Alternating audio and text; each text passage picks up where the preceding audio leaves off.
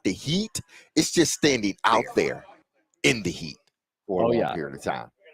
That's the problem. So how's your positioning today? I'm broadcasting from home today. Adam is off. So we've got a lot of Titan mini camp to talk about. But so what's your position? Are you dead shot to the sun, or do you have some shade action? No. They got us underneath the awning over here at the Hermitage. They have 3 fans on, ceiling fans, which seems to not be doing anything at the moment.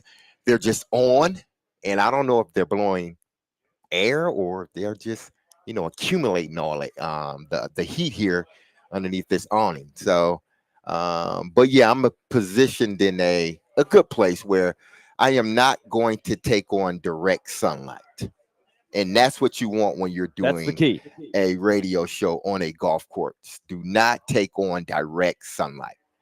Some people choose to do it. We're going to monitor who heckles D-Mace the most today as they come in, because they're going to heckle them. There's no question as they come by. Of course, especially now that I'm by myself out here. So can't wait to see the guys come out here. Oh, yeah. Well, it's fun, and maybe somebody will stop by and chat with us a little bit. We've got George Plaster coming on at noon today. We've got Elliotte Friedman from the Stanley Cup Final at 1 o'clock. I'm looking forward to talking to Elliotte today. I got a few questions for him, more than usual, I think. Oh, okay. That's if you don't ask the question before I get to it. That's what it is. So. We've got a lot to get to. Yeah. The NHL Combine, the Prospect Combine, was last weekend in Buffalo. He was not at that, but he always gets some scuttlebutt from that. So, the draft is coming up right around the corner. The Predators with the 5th pick and, of course, 3 first-rounders. That's something to keep your eye on. Yes. And, of course, a huge, huge game tonight. And as we've been talking about, this is backs to the wall kind of time for the Oilers.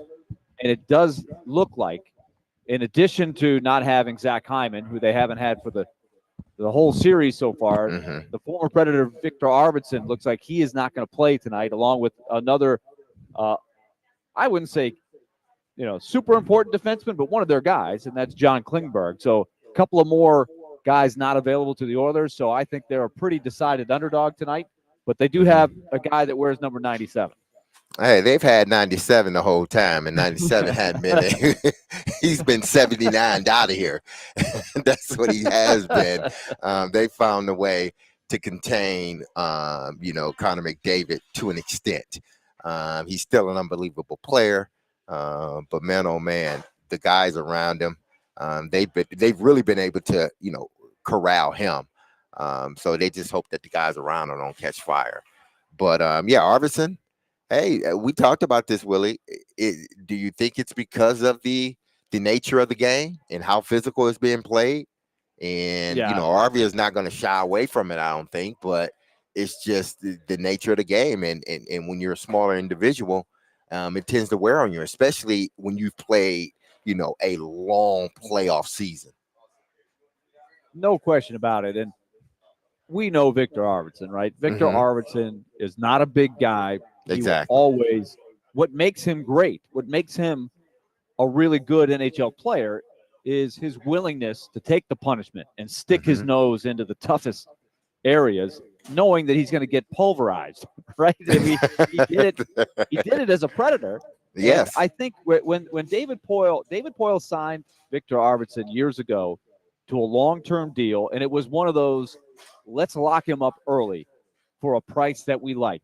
Right, we like where his career is going. So on the way up, they signed him. I can't remember exactly how many years. It might have been a 6-year deal, 5 or 6 year deal, and it was for a pretty economical price. I don't know, somewhere 2.8. I forget what it was at the time. Adam would remember, but I think they got a great return on investment. But because they had him for a very cheap price when he was in his prime, and he had a year where I think he had 34 or 35 goals and even missed a bunch of games. So he was extremely productive. They got to the NHL Stanley Cup Final with him on the first line, and then they won a President's Trophy the next year with him not making $6, $7, $8 million, right? But the question was always, how long is his body going to hold up? Because the way he plays is so unique. And since he's left the Predators, it's been a series of injuries that have sidelined him just because, like I said, for him to be effective, he knows he's got to play that way. but he also knows there's going to be a price to pay, and so now he's not available. And he was playing, I think, pretty well for the Oilers. Yeah, he was until this happened.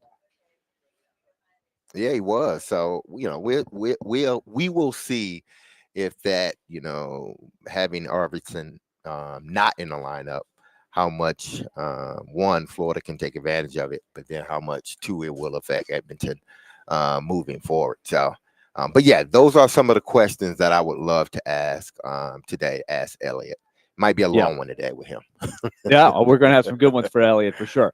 Now, what did you think of the game last night? It happened exactly how I hoped it would happen. I said it yesterday on our show that from an entertainment standpoint, if you're not really rooting, and I would say probably most of us in our listening area would fall into this category, not a super fan of either team, just love basketball and just want to be entertained, want this to capture us. We want to remember this series someday and not say, hey, this was a dull series, OKC 1-5 or whatever.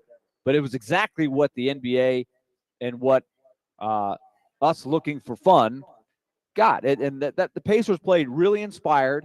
They had a great atmosphere. Do you know what's the deal with this? And Nick Frazier's back at our studio. What's the deal with the T-shirts? But this is Indiana. What's that all about? Because every single person in the stands was wearing that, and I meant to look it up, but it looked awesome, and Indiana played really inspired, and they took it home, and they got the lead in the series somehow. Yeah, I mean, this is what I think the NBA they envisioned.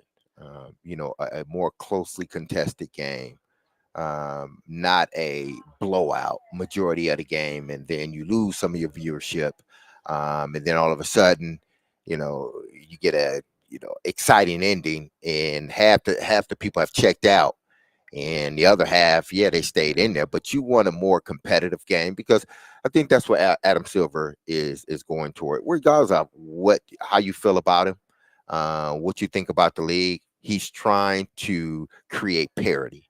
When you have in this league there will be six. This year will be the sixth different champion in the NBA. That's parity, and that's what they want. So you got that last night in Indiana. Now can they? I thought, we talked about this yesterday, Willie. I thought, they were that third game. I thought, hey, Indiana's going to come out flat, and Oklahoma City is going to be able to take advantage of it. But that wasn't the case. I think Indiana matched the energy. They had I forget the guys, the point guard that came off the bench that was just an energizer bunny for the last my night. gosh, TJ McConnell. Yeah. I was going to bring that up. Yes, man, he was just an energizer bunny for them last night. Yeah, his final stats don't look all that great. He had 10 points. It don't. But he was plus 12 in 15. He only played 15 minutes. But that stretch of the game where he did, you ever pull that stunt? I think I got it done a couple times in junior high, where your team makes a bucket, everybody turns and runs down the floor, right? And all of a sudden you time it. You're not even looking. You time it and turn and just hope that the guy's throwing the ball in bounds lazily, and you steal the inbounds pass. I pulled that off a couple of times as a young kid, and I'm like, yeah, look how smart I am. Then you figure out as the older you get, the harder it is to pull that off. Oh, of most course. people don't fall for it; they're double checking. My buddy and teammate at Vanderbilt, Kevin Anglin, was able to pull it off in some Vanderbilt games. I was like, I could do that in the 7th grade. I can't do it. No, I've never seen a guy in the NBA. Hey, Willie, it's not the 7th grade anymore. I know. And this kid, or McConnell, he did it twice last night during that huge stretch where they went from playing a little bit behind to taking control of the game. He was huge in that. And I don't think I've ever seen anybody do that at the NBA level. Do you see that? You know those plays I'm talking about, right? Yes, I did. Yeah. I think you don't see as much of it because, guys are not looking to do it much, because it's, I got to score my basket and I got to rush back down the court, to set up our defense. So typically you're not going to get guys, sort of making a basket and then acting as if they're about to run down the court and then try to come back and get the steal. You don't see that as much. one reason is I think they're trying to set up, their defense on the other end. But then two, it's because teams are getting the ball out. I mean, the minute you make a shot, teams have the ball and running down the court.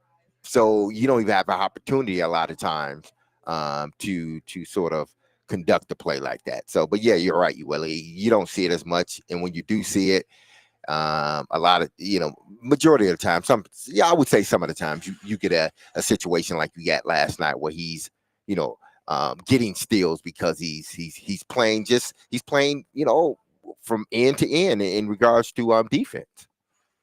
So the Pacers they willed themselves. They just were making it happen. You just had a feeling they're like, we're going to get this done. We're going to take Game 3 on our home court, and we're going to take control of the series.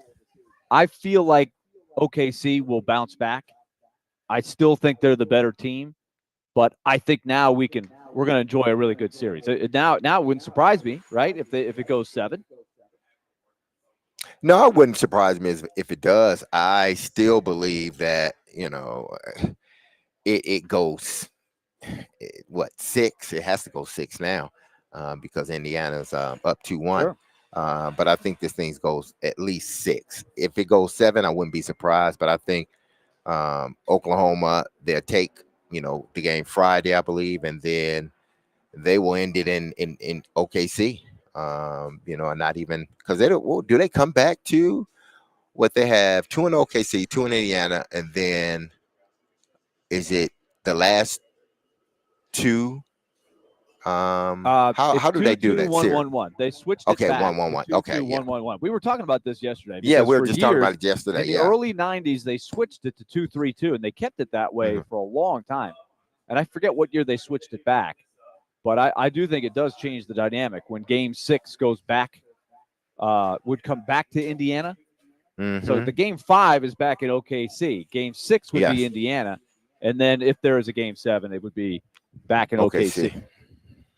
By the way, you still get the sense. You still get the sense, right, that they're the better team. What do you got, Nick? I was going to say the phrase you're referring to with but this is Indiana, it's essentially an Indiana catchphrase. In 49 states, it's just basketball, but this is Indiana, basically stating that Indiana's basketball country. So it's basically like the SEC, really. Yeah, it just means more. Yep. Yes. And I'll say that it does. It does mean more in Indiana. That is not just a myth from the movies. Like, that's real life in Indiana. They love the basketball. It's always the Pacers have been around for a while. They go back to the ABA. But when has the state of Indiana won a championship in basketball? When was the last time? They haven't. They've never won. Or an NBA championship. Never. I don't even think they won an ABA championship. Nick, you might want to look that up. We'll see. But the Hoosiers did win a national championship.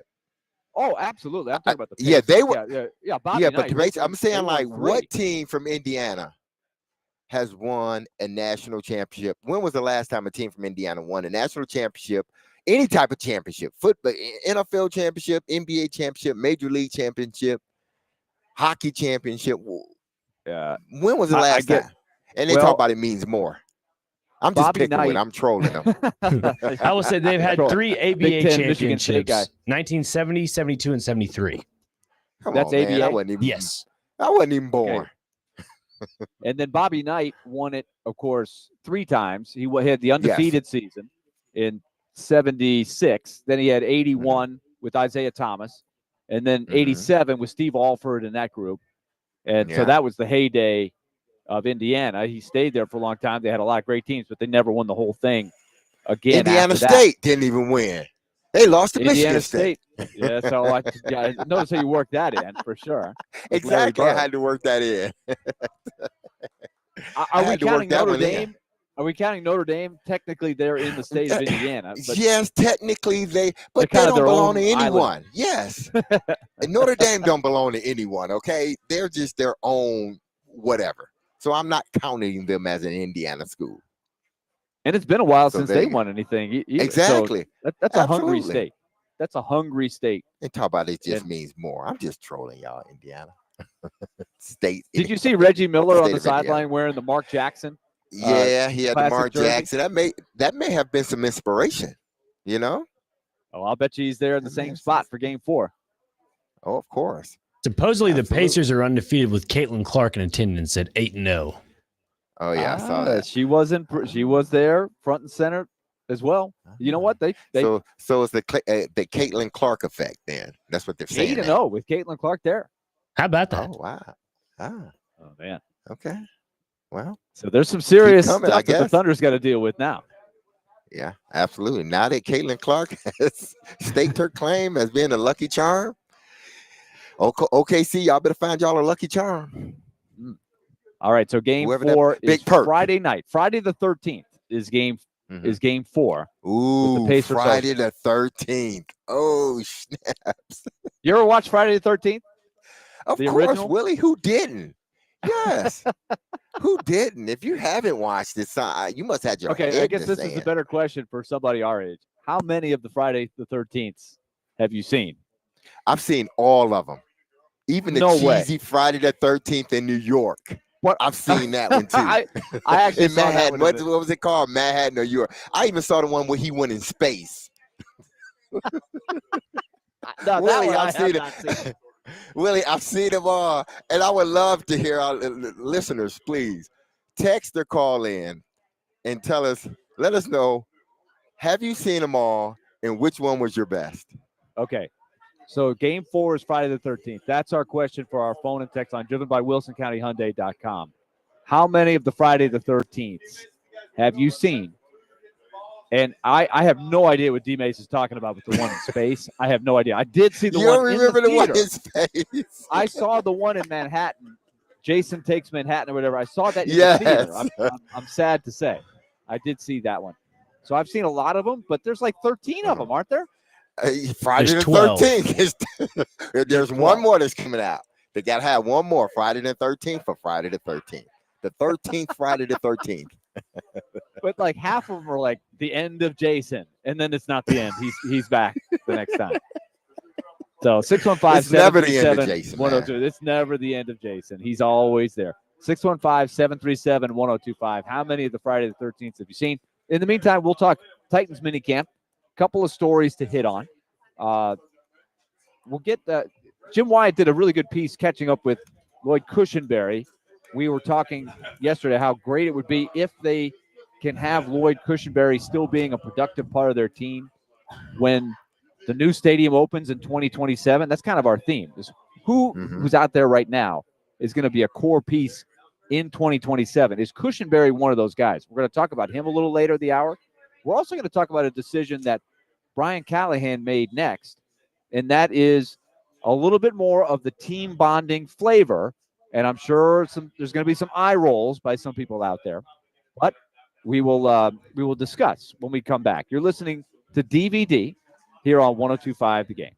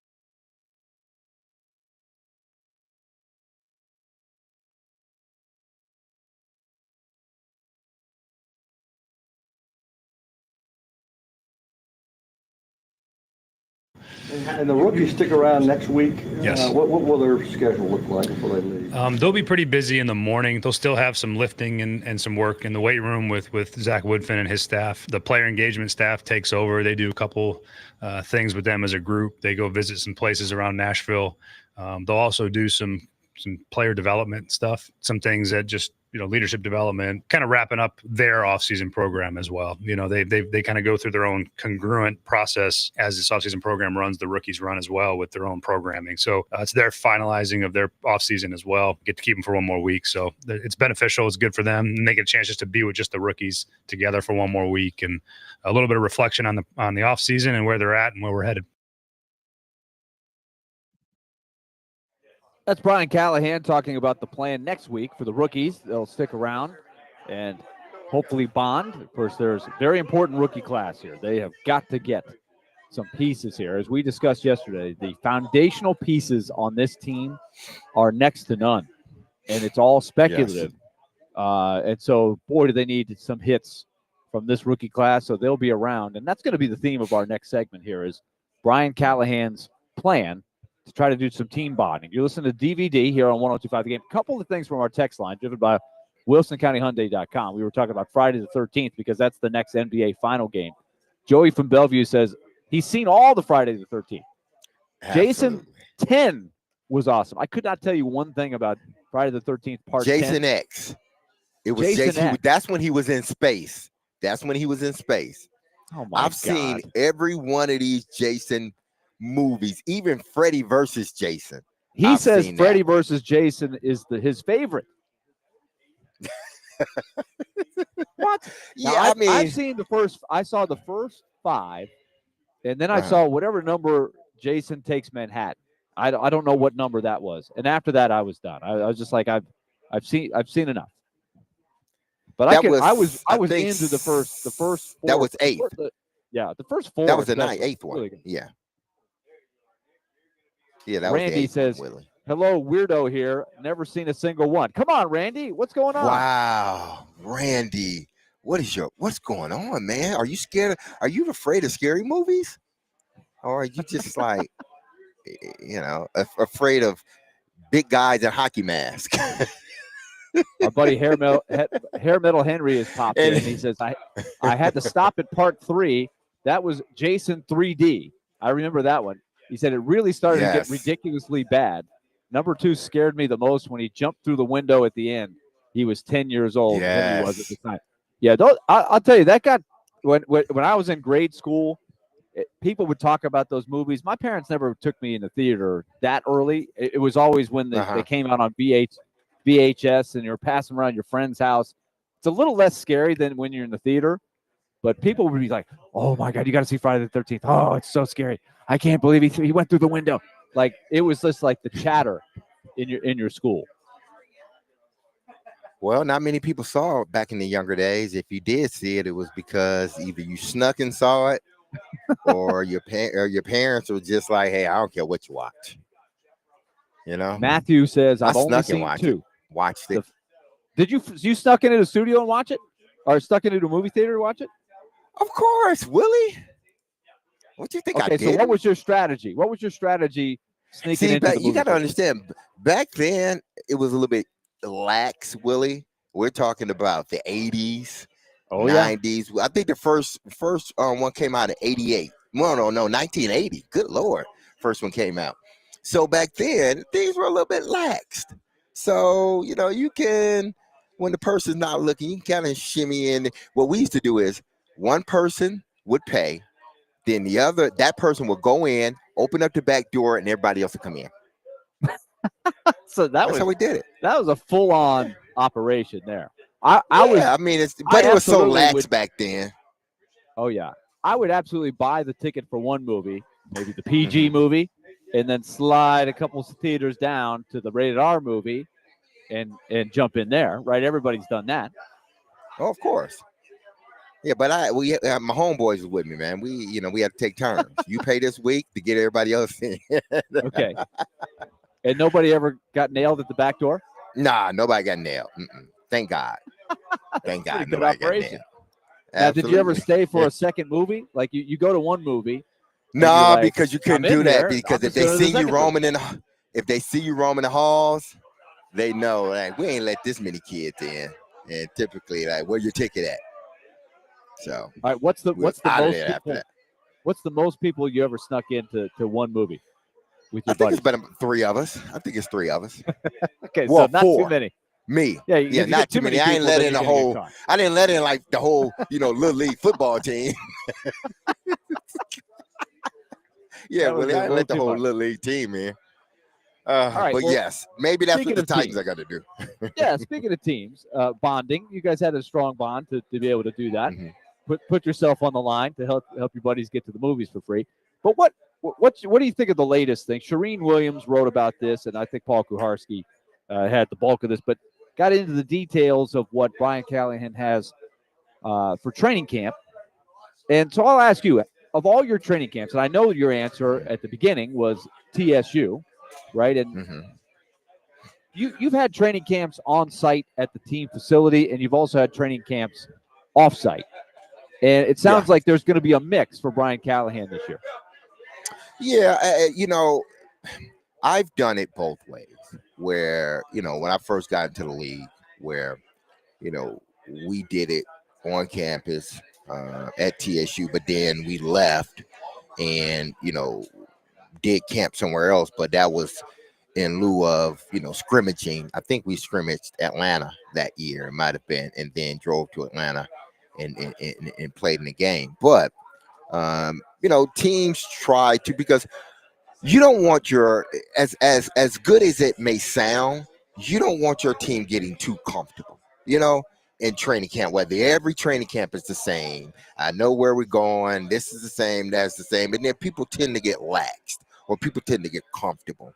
I think when you take it off site, I think it does, sort of drum up practice. Whether you're practicing against another team or you're practicing against yourself, it's all about the scenery looks different. The playing surface, is different. Meaning, yeah, maybe grass, but we're at a different facility. So those things change the psyche of a player, I believe, because now it's something that's not familiar. So now you get to go out there and you're learning it and you're getting yourself acclimated.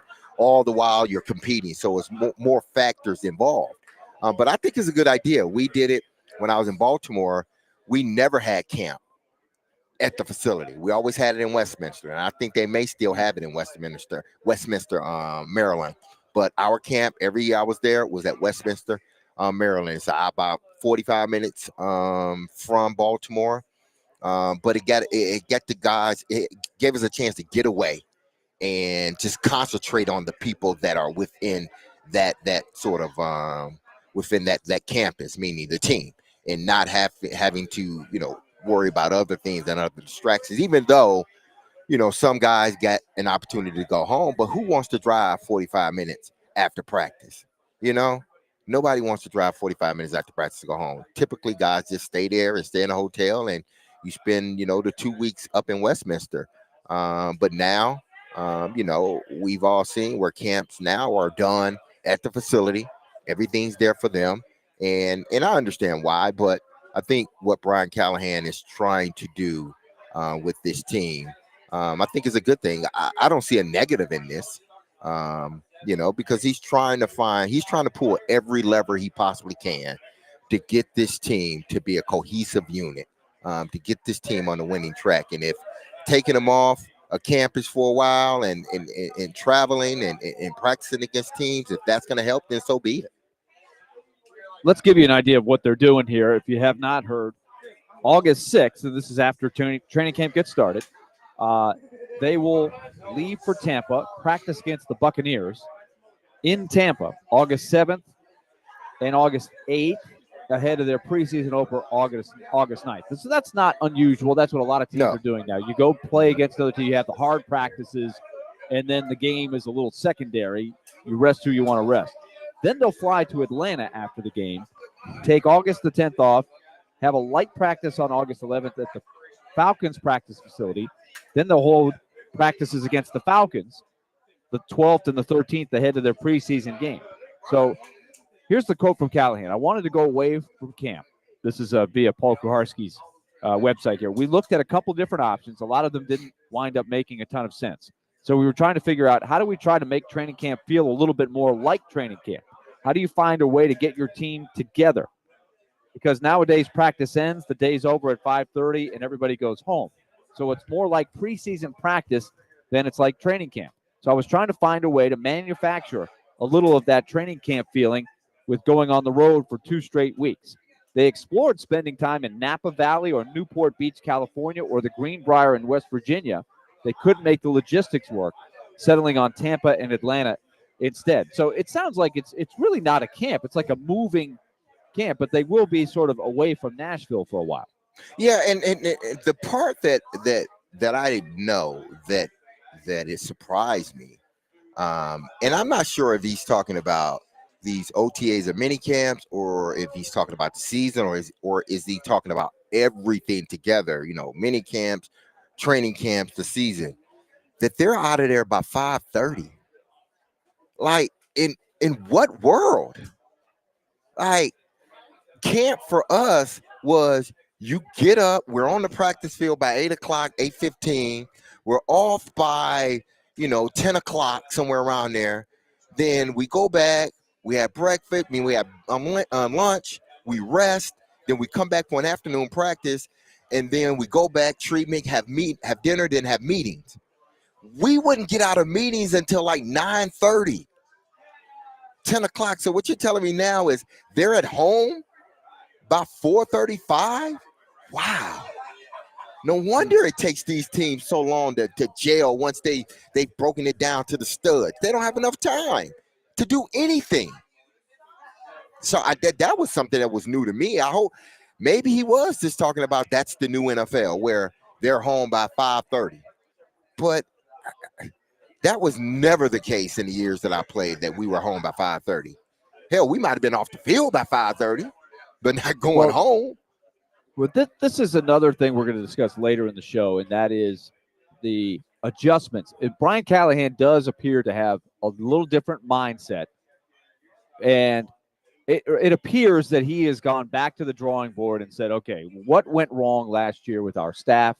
How can we do things differently this year and maybe make some inroads on the margins here? So this is a clear theme, right? And that is the team bonding stuff is a theme. It's not just a happenstance, right? They set out to try to do some things differently to try to get different results. Is that fair to say? Yeah, I think. Listen, when you've seen it, you've probably been a part of it.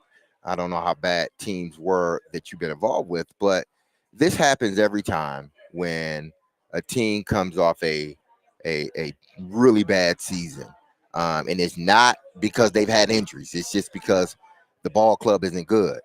The next following year, whether it be a new coach or that second-year coach, as Brian Callahan is, you try to find ways to help this team gel. You're trying to find victories in the offseason, and they're hard to come by. Because why? You don't win games in the offseason, but you're trying to find victories in the offseason. You're trying to be able, you want to be able to point to a situation in camp that you can relate to during the season. That if we didn't do that in camp, or because that happened in camp, it allowed us to persevere through this game. That's all you're looking for as a head coach. And I think that's what Brian Callahan is trying to do. He's trying to find wins in the offseason that will show up during the season. And I think it's good. There's nothing whatsoever wrong with it. Aaron, in our text line, driven by WilsonCountyHyundai.com, says, D-Mace, didn't you go to Fort Campbell with Coach Fisher one year? I remember what he's talking about. I don't know if it was specifically Fort Campbell. I think this was after you left the Titans. Yeah, it might have been after D-Mace, I left. Ooh. They had a full-on training camp at Austin Peay. Yeah. And I was there driving out to Clarksville for our radio show at the time. We can ask Plaz about this at noon because he remembers it well. We roasted. It was hot. It seemed like it was hotter in Clarksville than it was in Nashville every day. It was brutal. And it was not a good Titans team. I think that was the post D-Mace. Yeah, I can't remember. B Hop's here. I asked B Hop once we go to break. I think he might have been still yeah, there at that time. Yeah, B. So he'll know exactly what year that was. But I can't recall that being because Yeah. we I think that was a when we left. Pac-Man. I think that was 05, I think. Okay. Yeah, because I can't remember. I remember going to a university, like a small college, to do a few days at camp, but not a full on camp there because we were at TSU, so that was a way for us in regards to not practicing at the facility. Well, this Titans team better hope that it goes better for this year's squad than that squad because that team at Fort Campbell, that team at Austin Peay, that wasn't real good Titans football team there. Josh on our text line says he used to work at the movie theaters. He was 15 years old, and his friends would pay half of the price to get in, and he would just pocket that money. So That's what I'm talking about. he's Young letting his buddies entrepreneur. in free. Yeah, he's letting A his young buddies in entrepreneur. free. He says, "I'll let you in for half price and just keep the money." So he said that's what happens when you hire a 15-year-old at the movie theater. Nice job, Yeah. Josh. Josh, well, I hope you still ain't dabbling in that type of business where you're taking half of the profits and pocketing them without anybody skimming off knowing. the top. Yeah. Skimming off the top. We'll let it slide when you're 15. Exactly. We'll let it slide when you're 15, buddy. All right, when we come back, we're 25, going to 35, nope. We'll talk offensive line. Speaking of Brad Hopkins, who is lingering around and getting ready to play in the Hermitage NFL Alumni Golf Tournament, something that happens annually here in this area. D-Mace is out there today. And we'll talk about the current offensive line. Jimmy Wyatt had an update on Lloyd Cushenberry. That's a very important piece for the Titans. And Brian Callahan had some thoughts on the depth of the offensive line. And how important is it to turn that offensive line from a weakness into a strength? They put a huge investment in it. We'll update you when we come back. And then Plaz is going to join us at noon today. So stay tuned for that. Elliotte Friedman at 1 o'clock. You're listening to DVD here on 102.5 The Game.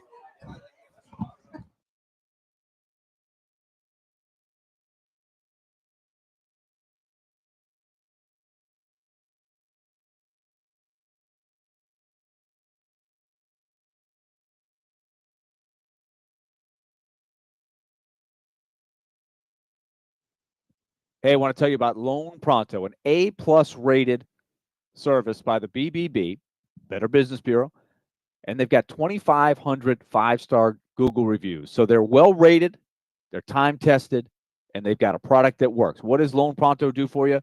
Well, you need to look into their rapid equity loan. If you're a homeowner, what they do is they can get you money out of your home's equity, and they can do it efficiently and quick so that you can do different things with it. Get cash to consolidate your debt, get cash out to renovate your kitchen or your home, or anything else you might need some money for, whether it's college tuition or bills to pay, that especially ones that have a high interest rate. They can put you on better financial footing in a hurry. So call Loan Pronto and find out how you get involved in the rapid equity loan process. Find out how much money you have available and how quickly you can get that instant home appraisal and get the process going. 615-499-5780 or loanpronto.com. That's 615-499-5780 or loanpronto.com. Equal housing lender, NMLS 166-1781 on approved credit, NMLSconsumeraccess.org.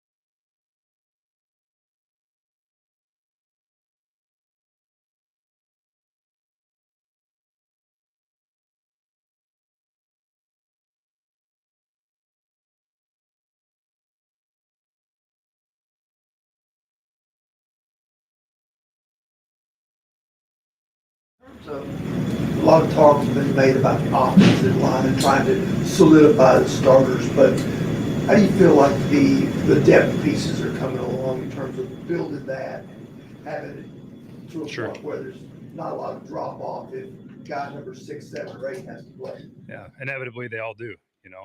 Whatever guys you have active, they're probably going to play for you at some point. I think Blake Hance has been a really nice addition for us. The guy's played a lot of football, has got experience as an interior player at guard, and he's also played some tackle. He's started games at both those spots. Having Blake here has been great, and Blake's gotten the bulk share of the work because Zeitler's been out. So it's been good to get him all that work and get him familiar. Obviously, my dad knows him from his time in Cleveland, but he's been a good piece for us. The guy that I think deserves some public praise is Corey Levin. With Lloyd being out, we brought Corey back to be able to run the show, and Corey's a veteran player, and he is a savvy, scrappy, intelligent interior guy that's really helped us run our offense over the course of the offseason without Lloyd. Really, really pleased with what he's done for us. Really happy that we have him because he's very capable, and he started games for us at the end of the year last year, and he started games in his past. Been very pleased with his performance. And again, if that guy is a depth piece, then that's fantastic for us. And then this the swing tackle spots got a lot of competition between JD and Oli and John. Those guys are battling. It's going to be a battle. It's going to go all the way through camp. But I feel much better about our kind of top to bottom, 1 through 9, 10 now than I did last year. And again, long way to go before we determine all that. But the guys that have had to step up and that are going to be potentially depth players for us have been really positive. That's Brian Callahan talking about his offensive line from top to bottom and really focusing on the depth. And we know that is an extreme focus of this team, is going from one of the worst offensive lines in football the last couple of years collectively. If they could turn it into a strength, that would be huge. And it was interesting you mentioned Corey Levin, who, of course, took over for Lloyd Cushenberry last year when he went down with the Achilles injury and basically had to become the starter. He's a guy who can play center and guard. But, of course, Cushenberry being back, D-Mace, would be huge. And Jimmy Wyatt had an update on Cushenberry and his progress. He likes the progress he's having. He's tracking to be back sometime during training camp, maybe not on day one, but the goal is to have him ready to go for the opener. But I guess that's a little bit of a wait and see. Yeah, it is, because one thing I think we all have to understand is that Achilles injury it's going to, he may be physically okay to go out there and play, but then the mental aspect of overcoming that injury, that's going to be something that everyone needs to watch, because we got to remember that Taylor Lewan went through his knee injury, and it took him a minute to come back around, but he never was the same player that he was prior to the knee injury. Now, I'm hoping that Lloyd Cushenberry doesn't suffer that type of fate. Hopefully, if he does, which I expect he will start off slow, that he gets back up to form and he's the anchor to this offensive line. So it's going to be critical, for the Titans. But it seems like that Brian Callahan is happy at this point what he has in his offensive line.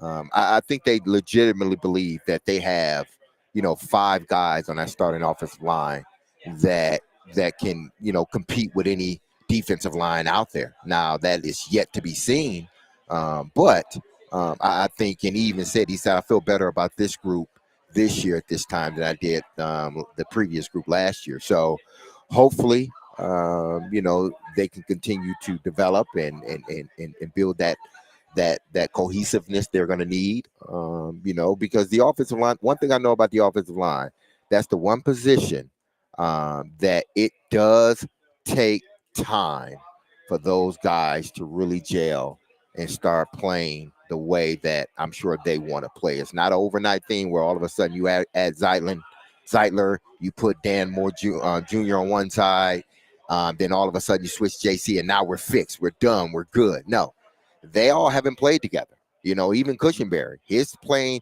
him playing with Skoronski and JC was limited. So he has to get back in the saddle. So it's going to take some time, but Brian said he feels comfortable. But we've heard him say that about other positions last year, that it didn't work out that well, quite that way. So it's yet to be seen, but I think what they have as far as guys, years in the NFL, and what they've done along with some young guys. I think this may turn out to be one of their better groups from top to bottom. I agree that individually, talent-wise, I think on paper there's a big upgrade at all 5 spots, because you've got young guys who are a year older in Latham and Skoronski, who in theory have a lot of physical talent to start with. You have Cushenberry back. You've gone out and got Dan Moore, and you've got this veteran. But I'm concerned. I guess in my mind, D-Mace thought Cushenberry was a little further along. And it concerns me, something you just brought up, is those 5 guys need to work together to really get what you want, right? And it sounds like at the beginning of practice, when training camp starts, that's very much in the question. And there's even a little question of whether Cushenberry would be strong and ready to go on week 1, because you're right, that's a serious injury, the Achilles, and you got to be sure that thing's stable and everything. So you're going to lose some reps there. Yeah, just think about this. And I know it's hard to make a comparison. But Klay Thompson, when he blew out his ACL, when he blew out his Achilles, he was not the same player. And I know we're talking about a different sport. I know we're talking about the movements, but you're still talking about a guy that's 6'5", 6'6", 230 pounds, having to overcome an injury like that. Now equate that to Cushenberry, a guy that's 6'3", 6'4", 300 and something pounds, trying to push on another 300-pounder. Yeah, it may take him a while. That injury, that's one of those injuries, like, man, if it was between that and something else, I'd rather have the something else, because especially for a big fella, anything when you're dealing with your lower body, it really puts stress. So you don't want to rush him back. But what Brian Callahan said was, hey, listen, the one guy that I am really impressed with is Corey Levin, because he knows that Corey Levin is going to be the key until Cushenberry comes back. If Corey Levin can sustain that position and give you good play, when you don't have to rush back Cushenberry. But if he doesn't, now you're in a position where you may have to move some guys, or you got to rush Cushenberry back, and that's the last thing you want to do.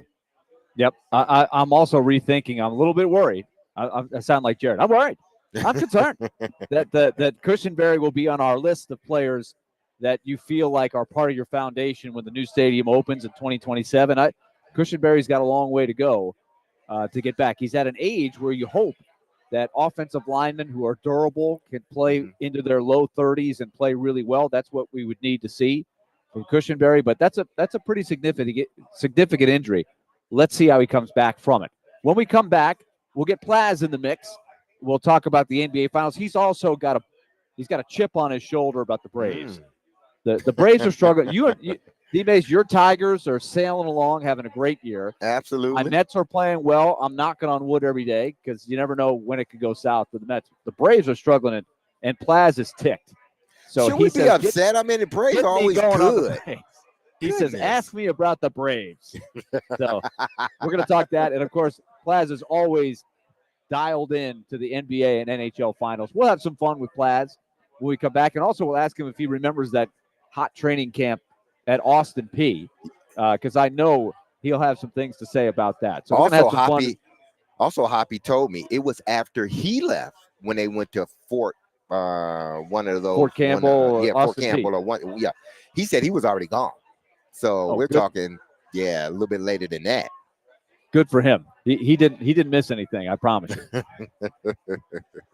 All right, DVD is coming back. Hour number 2. Willie Donick, Derek Mason. Derek is out at the Hermitage today for the NFL Alumni Golf Tournament, having fun.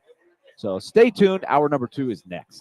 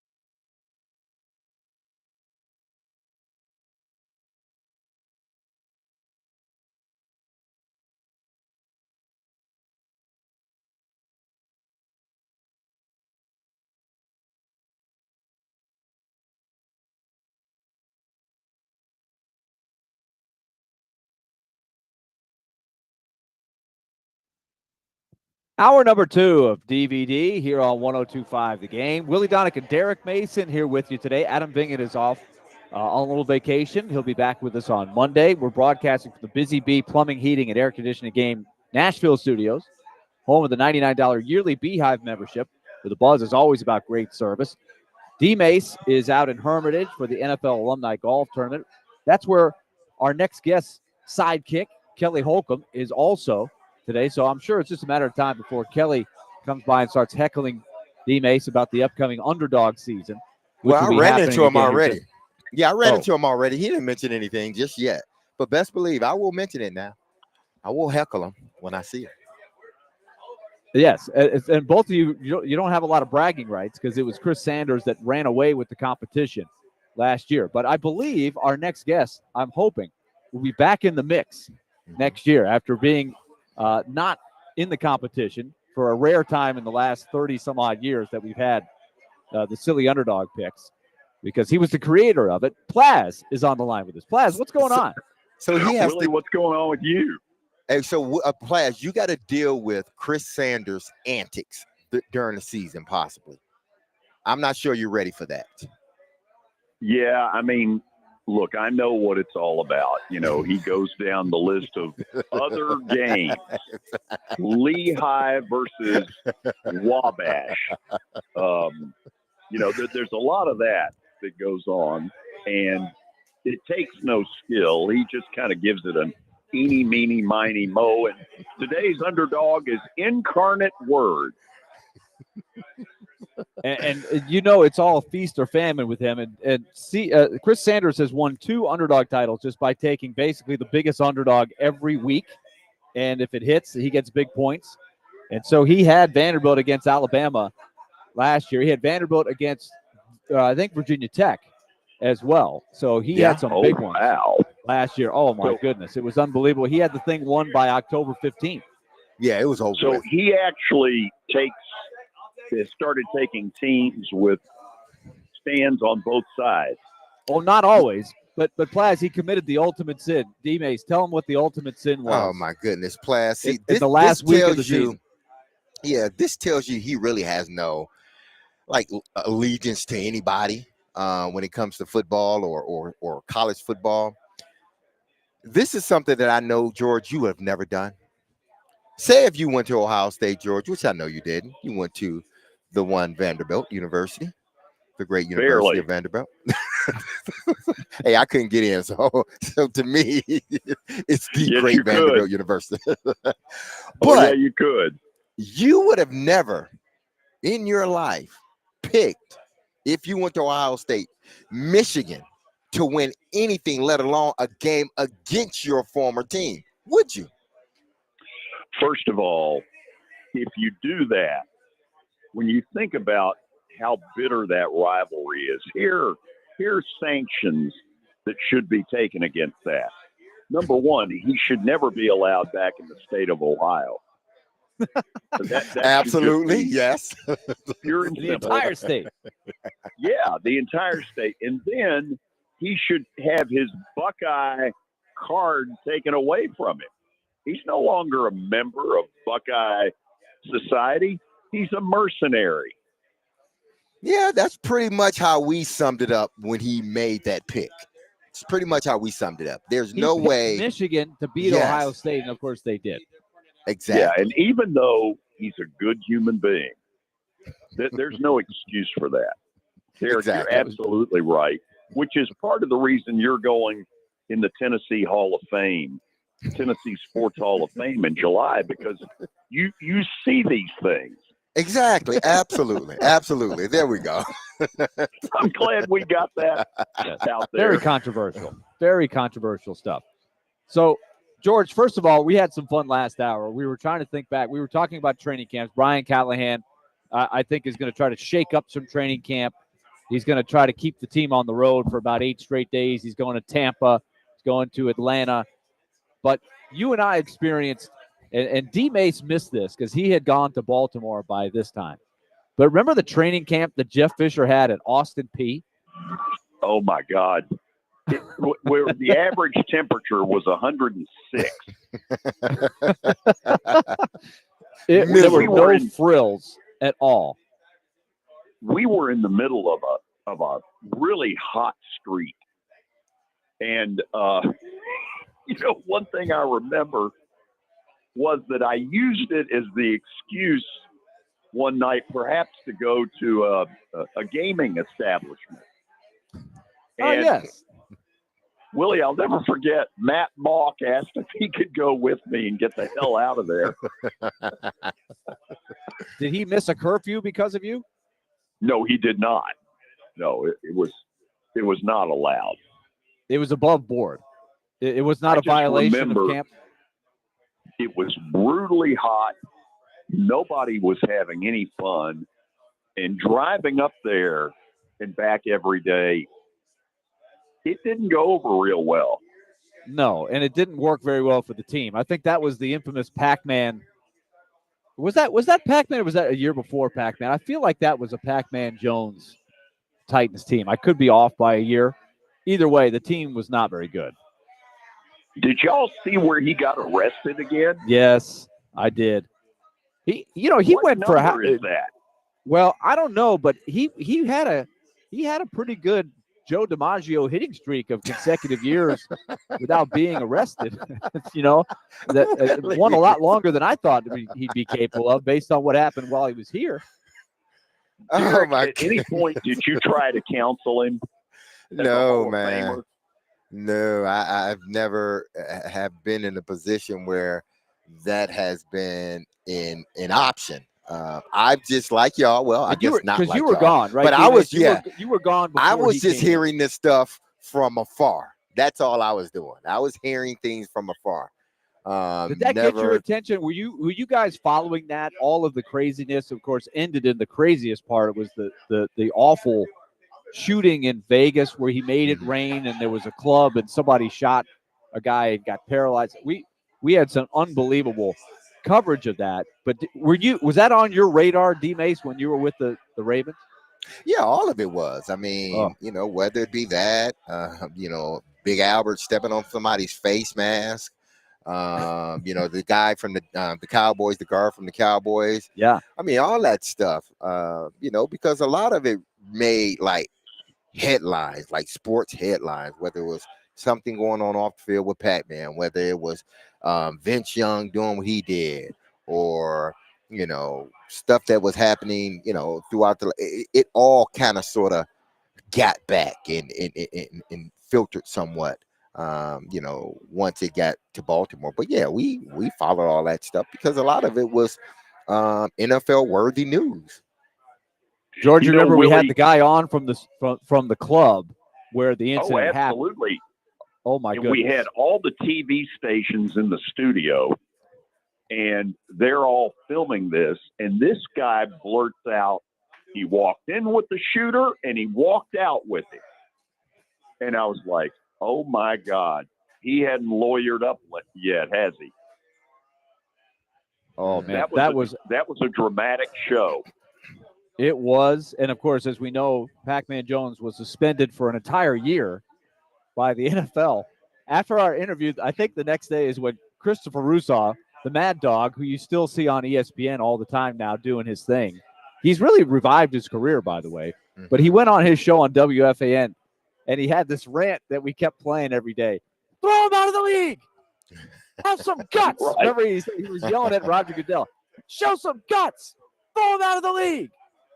And he didn't throw him out of the league, but he suspended him for a year. But to Pac-Man's credit, after all of those shenanigans, George, he kept playing in the league for a long time. Remember, Jerry Jones, we had a guy on from Dallas, and Jerry Jones had signed Pac-Man Jones, and he assigned a bodyguard to kind of follow him around. And we were laughing. Oh, going, yeah. Good luck with this. Yeah. And yet in Cincinnati, he found either a police department that would look the other way, or he cleaned his act up for a while. Yeah, he must have. He seemed to, he became, he got married. He had children. He adopted the receiver. I forget the receiver that passed away that he played with at West Virginia. He adopted his sons. So, Really? You know, I don't. Yeah, I mean, Yeah. for all the things that Pac-Man has gotten himself into, I think to the core he's a good guy.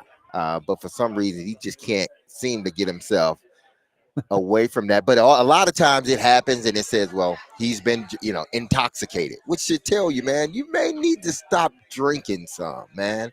Because if only time you find yourself in trouble is when you've been drinking, then the common denominator is the alcohol, right? So wouldn't you get rid of it? That's my only Well, thing. Willie calls it something different. I know I shouldn't be making fun here, but I'll never forget the first time I heard Willie say, "A taste for the grape." Oh, the taste for the grape. Yeah, it may be something a little stronger than A the taste for the grapes. Yeah, there was that whole incident at Club 615 where he ripped the chain off of Big Daddy Gaddy, the famous Steve McNair's buddy, who was a great player for Pats Berduto in the Nashville. There's so many chapters in this, and you go back through it when this happens. But a little Nashville history there. But let's go to current day, Plaz, because I know you've got a little chip on your shoulder. You got D-Mace here, a Detroit native. His Tigers are sailing along and having their best year, their best year in a good while, over a decade for sure. The Mets are cleaning up on some bad teams right now, but the Braves keep struggling. And tell me what's got your goat on that. So, Willie, a little more than a week ago, they called up Craig Kimbrell from the minor leagues. And when I say the minor leagues, the Gwinnett team that he played for was actually here playing the Sounds. So he gets called up on a Thursday, the same day that the Braves bullpen blew a 7-run lead in the 9th inning. And so, this seems like one happy note in an otherwise dismal road trip and all this kind of stuff. And the Braves PR department starts putting out all this Craig's back. First of all, Craig Kimbrell, because I looked it up earlier this morning. I'm going to have Danny Evans on this afternoon. We're going to get into this a little bit. Craig Kimbrell is the 5th all-time leader in Major League Baseball history in saves. The 4 ahead of him, gosh, I hope I can remember this, are Mariano Rivera, Trevor Hoffman, Lee Smith, and, Kenley Jansen. Kenley Jansen, yeah. Okay. So Craig Kimbrell has a shot to be a future Hall of Famer. Would you buy that? I think he has a shot, yeah. Billy Wagner got in with less saves a year ago. So the Braves call him up on a Friday, and he pitches 1 inning, and he wasn't particularly good, but he gave up no runs, which means right there he's better than about 2/3 of their bullpen. And so less than 24 hours later, they designate him for assignment. The reports come out of, decreased velocity and, the 97-mile-an-hour fastball was down to 92. And I get all that. He's not what he was. But that's pretty damn cruel 24 hours later after you've thrown 1 shutout inning, which was a little fluky, to DFA him. That's about as cutthroat as it gets. And look, I'm a Braves fan through and through, but I'm not going to support that kind of crap. I'm really down on Alex Anthopoulos because, it's easy to win with class, but when things aren't going well, is this how you're going to behave? Well, I am stunned that they didn't give him another. If it were just some scrub, from AAA, and that happened, I could see them doing that. But Kimbrell, after taking the time to bring him back and build him up to that point, to pitch it after 1 inning, and it doesn't say something, George, that somebody else signed him that quick. Well, it was the Rangers signed him to a minor league deal because that's part of when you're designated for assignment. I guess you got like 10 days to, Right. move on to something else, or end up back in Gwinnett. Willie, two things here. Number one of his catchers in Gwinnett is a former big leaguer, James McCann. And I give McCann a ton of credit because he came out and ripped the Braves, which will not help him in trying to get back to the big leagues. But I think he just basically said at 34, 35 years old, screw it. I don't like what I saw. This isn't right, and I'm going to say something. And Willie, the second thing is, what is the Major League Baseball Players Association waiting on to file a grievance?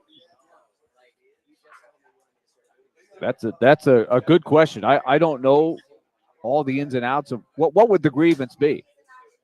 The grievance is that you treated him like crap. Now, is there a legal thing to that? I don't know. But, Willie, here's the thing. The Major League Baseball Players Association is stronger by a mile, for instance, than football. Football's players union has the backbone of a chocolate eclair. And Derek knows that. The Major League Baseball Players Association is a strong group. Marvin Miller was the one who led them 50 years ago. And you know what? It's this kind of stuff that has told those players, we better be tough. Well, I'm curious to see how it turns out, especially if he were to go to the Rangers and do well. That would not reflect well on the Braves, who, they're the ones that brought up and created Craig Kimbrell from the beginning. There's history there. So that would be noteworthy. So, Plaz, our time has come to an end. Looking forward to joining your show on Monday. Tell people again where they can hear you here and what time each day. 3 to 5, 94.9. What do you got going today? And is Kelly going to be part of the show today, or is he going to be on the links? Danny Evans, no, Kelly's on the link. Okay. Danny Evans will be on, and Willie, this is the first thing I'm going to talk to him about is, okay, is there more to this story than I know? Because right now, I believe Brian Snitker knew they were going to do this to Kimbrell, and I know Anthopoulos knew. And, I want to ask Danny, how is that right? So tune in, 94.9, weekdays for the George Plaster Show, 3 to 5. And you can also stream him on all the various platforms, which I'm sure George can rattle off very easily, and he has right at the tips of his fingers on his phone. You mean like YouTube? There you go, YouTube. Yes. Yeah. That would be one, yeah. Yeah, how about that? Well done. Twitter? Plaz, you've come a long way. Yes. Twitter. Formerly known as X. Yes. Go to Twitch? your commercial break. Okay, sounds good. Plaz, we'll talk to you again soon. All right, George Plaster. All right, Plaz. You're Plaz trying to joins us embarrass Thursdays Plaz, at man, 10. because he's not in the forefront of technology. Yeah. He's not so tech anytime savvy. And it makes me feel good, D-Mace, because I'm not really tech savvy. I've but you're a little bugged you bit more few times. I'm like, tech savvy than he is. Yes, I look great. I look Yes. like a whiz kid compared to him. Even George's voicemail. This is a new thing for me. Have a new phone, and I'm just like, all right, good to know. Hey, man, as long as you know a little bit more than George, Willie, you're all right. I feel good about myself. Yes. All right, when we come back, we'll get back into our discussion for the day. We're talking Titans. We're talking NBA Finals. We've got a lot on our plate. Coming up at 1 o'clock, we'll talk Stanley Cup Finals. Game 4 is tonight, and it's a big one for the Oilers. They're down 2-1 to the Florida Panthers. And, of course, the draft is coming up. Trade rumors are out there. And we'll talk Preds with Elliotte Friedman at 1 o'clock here on the show. Stay tuned. We're talking DVD on 102.5 The Game. And let me just tell you about Chase and Big Joe, what they've got going on. Tomorrow morning, they're going to broadcast live from Maple Street Biscuit Company, located at 2407 8th Avenue South in Nashville from 9 to 11. Get free crispy tots, Terry Crisp, free crispy tots with the purchase of any of their delicious biscuit sandwiches, and also sign up for your chance to win tickets to an upcoming Sounds game. Stay tuned. DVD is coming back.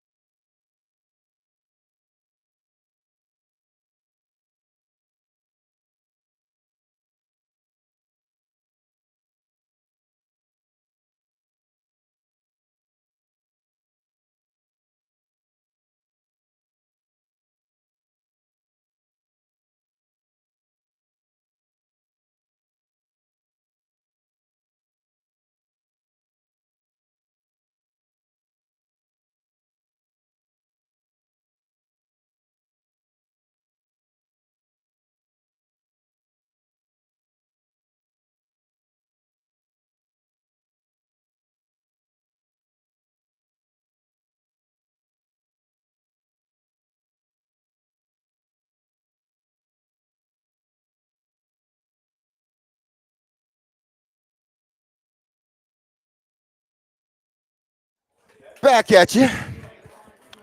DVD. D. Mace Vingen and Donick.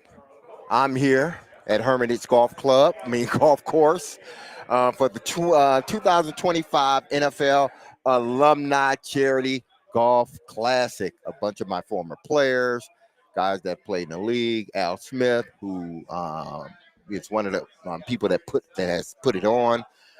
He's here, so I'm seeing a lot of old friends, a lot of guys that I played against, and a lot of guys that I played with. So listen, Nick, the heat is starting to go up a little bit. I am starting to sweat a little bit too much. Okay, so this is what I was afraid of, Willie. Okay, so it's starting to take its toll. But it is an overcast. It is an overcast. So hopefully, my man Donnie Nicky's over here. So hopefully, with the clouds. Now to ask Donnie Nicky, if you get a chance to ask Donnie Nicky, ask Donnie if he was supposed to play golf with Plaz today, and he had to reschedule, because I hear that's the case. Well, he's here, so okay. So I think that's what happened. I think he was supposed to play golf with Plaz, and he said, the NFL alumni thing. Yes. So he kind of big time Plaz. So you might. I mean, sometimes you got to big time somebody every once in a while, Oh, heck yeah. If I were an NFL alumni and I had a chance to play in the NFL alumni thing, you better believe I'm going to be putting some other people to the side. Yeah, I'm going to prioritize for sure. We had a couple of fun texts from our text line driven by WilsonCountyHyundai.com. A couple of wisecracks from Plaz's interview here. The soundbite. This is Jack talking about Plaz and the tech savvy or lack thereof.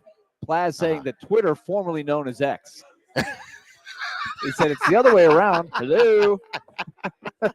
I didn't even catch that with George. I didn't catch that either. Twitter, formerly known as X. Okay.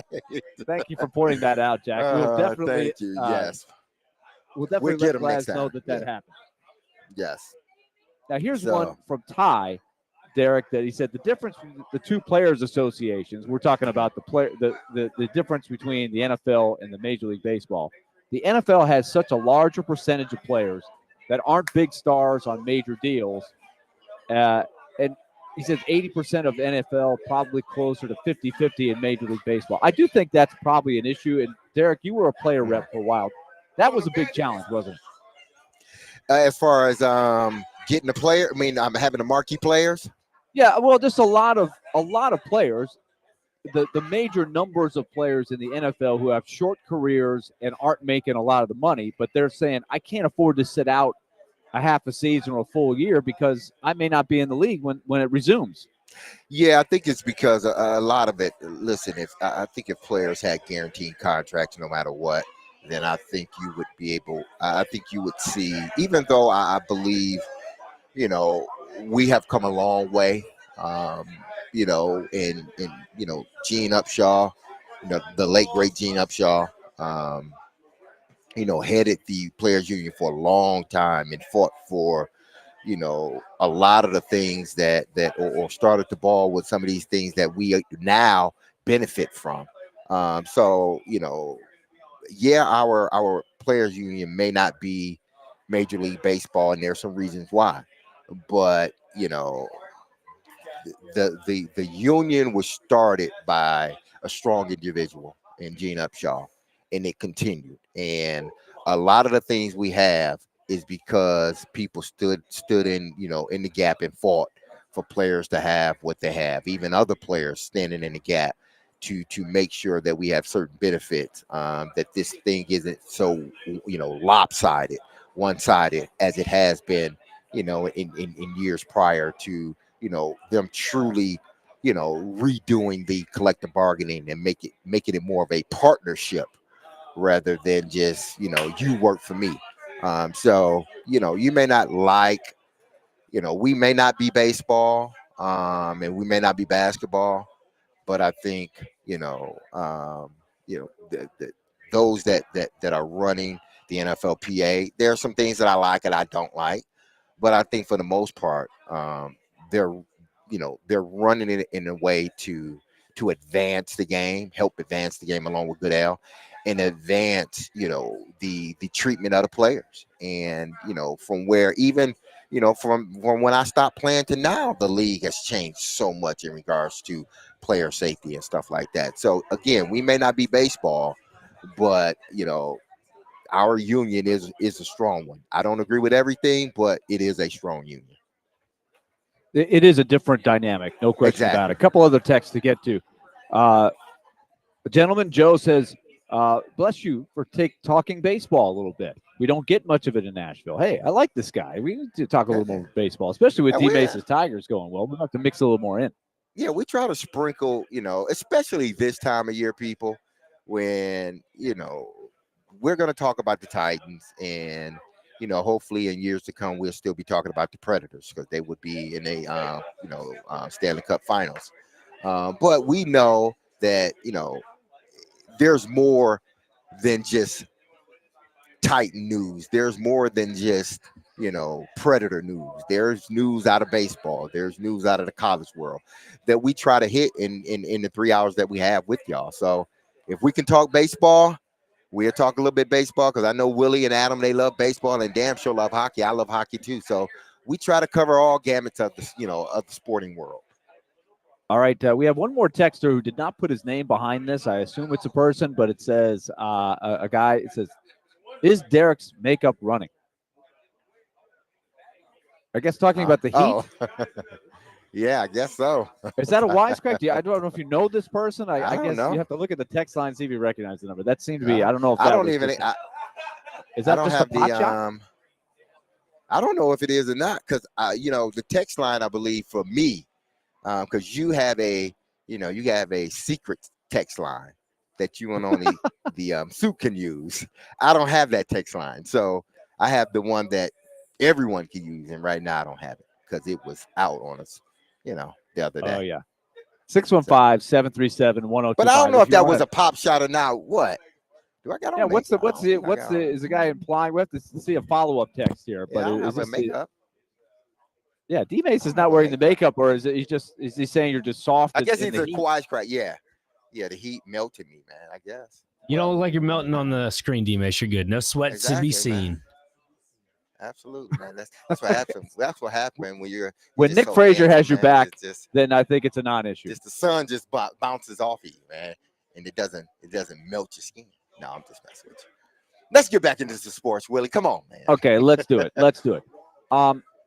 I wanted to play, and let's do this. In our next segment, let's just introduce it here. I want to go back to something that was discussed on the MMQB, and that is the inexperience of Brian Callahan's staff last year. And I want to revisit it and get your thoughts, Derek, on what factor that had in retrospect. Because in retrospect, Albert Breer, who's a pretty darn good football analyst, he's looking at this year's version of the Jaguars, and in their recent look at the AFC South.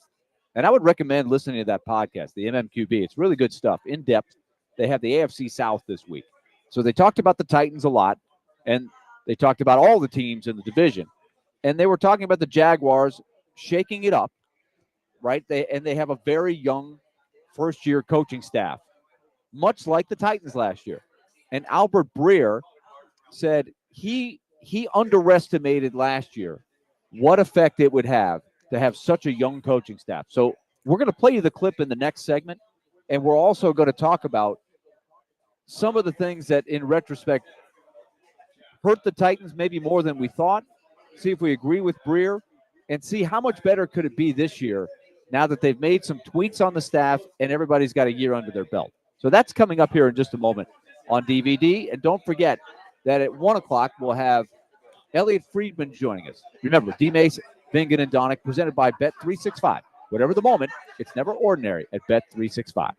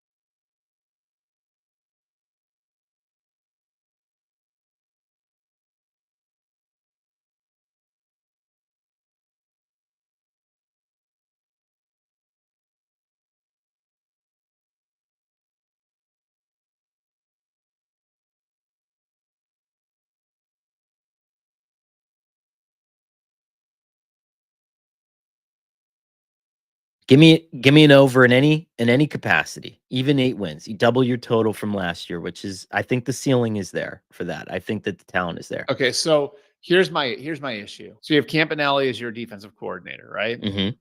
You have Yadinsky as your offensive coordinator. You have Cohen as your first year head coach. Okay, well, I think a little bit of my concern here would be the same concern I had, the same concern I didn't have last year with the Titans that I wound up having, because I didn't realize the impact that not having a lot of experience on the staff would have.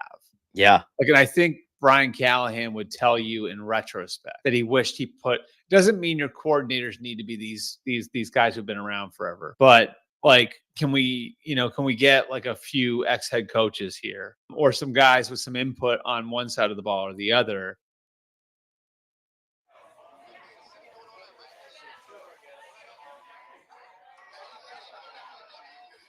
That was Albert Breer from the MMQB podcast talking about the Jaguars, but referencing last year's Brian Callahan staff.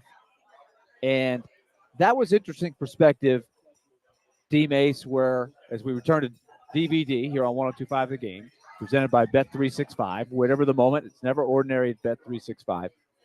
But D Mace, do you think that sounds like something that Brian Callahan said in some form or fashion to Albert Breer? I thought that was interesting insight, that if he could do it over again, he would have more experience on his staff. And we did notice that a lot during the season last year. Yeah, I think as a first-year head coach, you want to try to assemble the best, collection of coaches that you possibly can.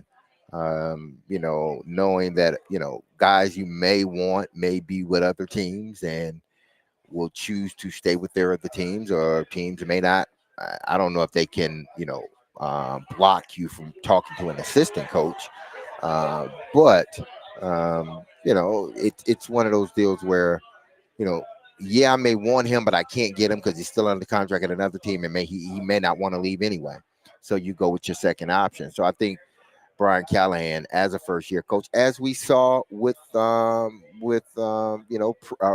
coaches, on the Tennessee Titans staff, whether it was Vrabel or any other coach, after that first year, especially if things didn't go the way you expected, you want change. Now, it may be some big changes, or it may be some small little minor changes when you're talking about coaches, whether you're talking about, guys that are assistants to an assistant, or assistant D-line coach, or assistant secondary or safeties coach. Guys like that, you tend to see sort of changing in regards to that. But when you're talking about the major coaches, the three major ones outside of the head coach, you're talking about the offensive coordinator, the defensive coordinator. I think that part, I'm sure at least the special teams part, let's say that, because that was an area that was a glaring, Achilles heel for the Titans.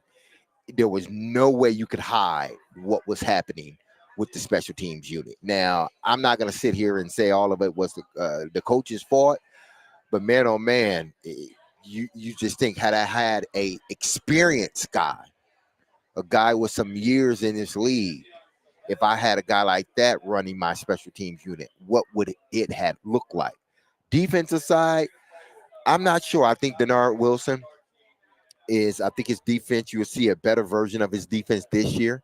But maybe hiring, some more veteran guys in the coaching staff on defense.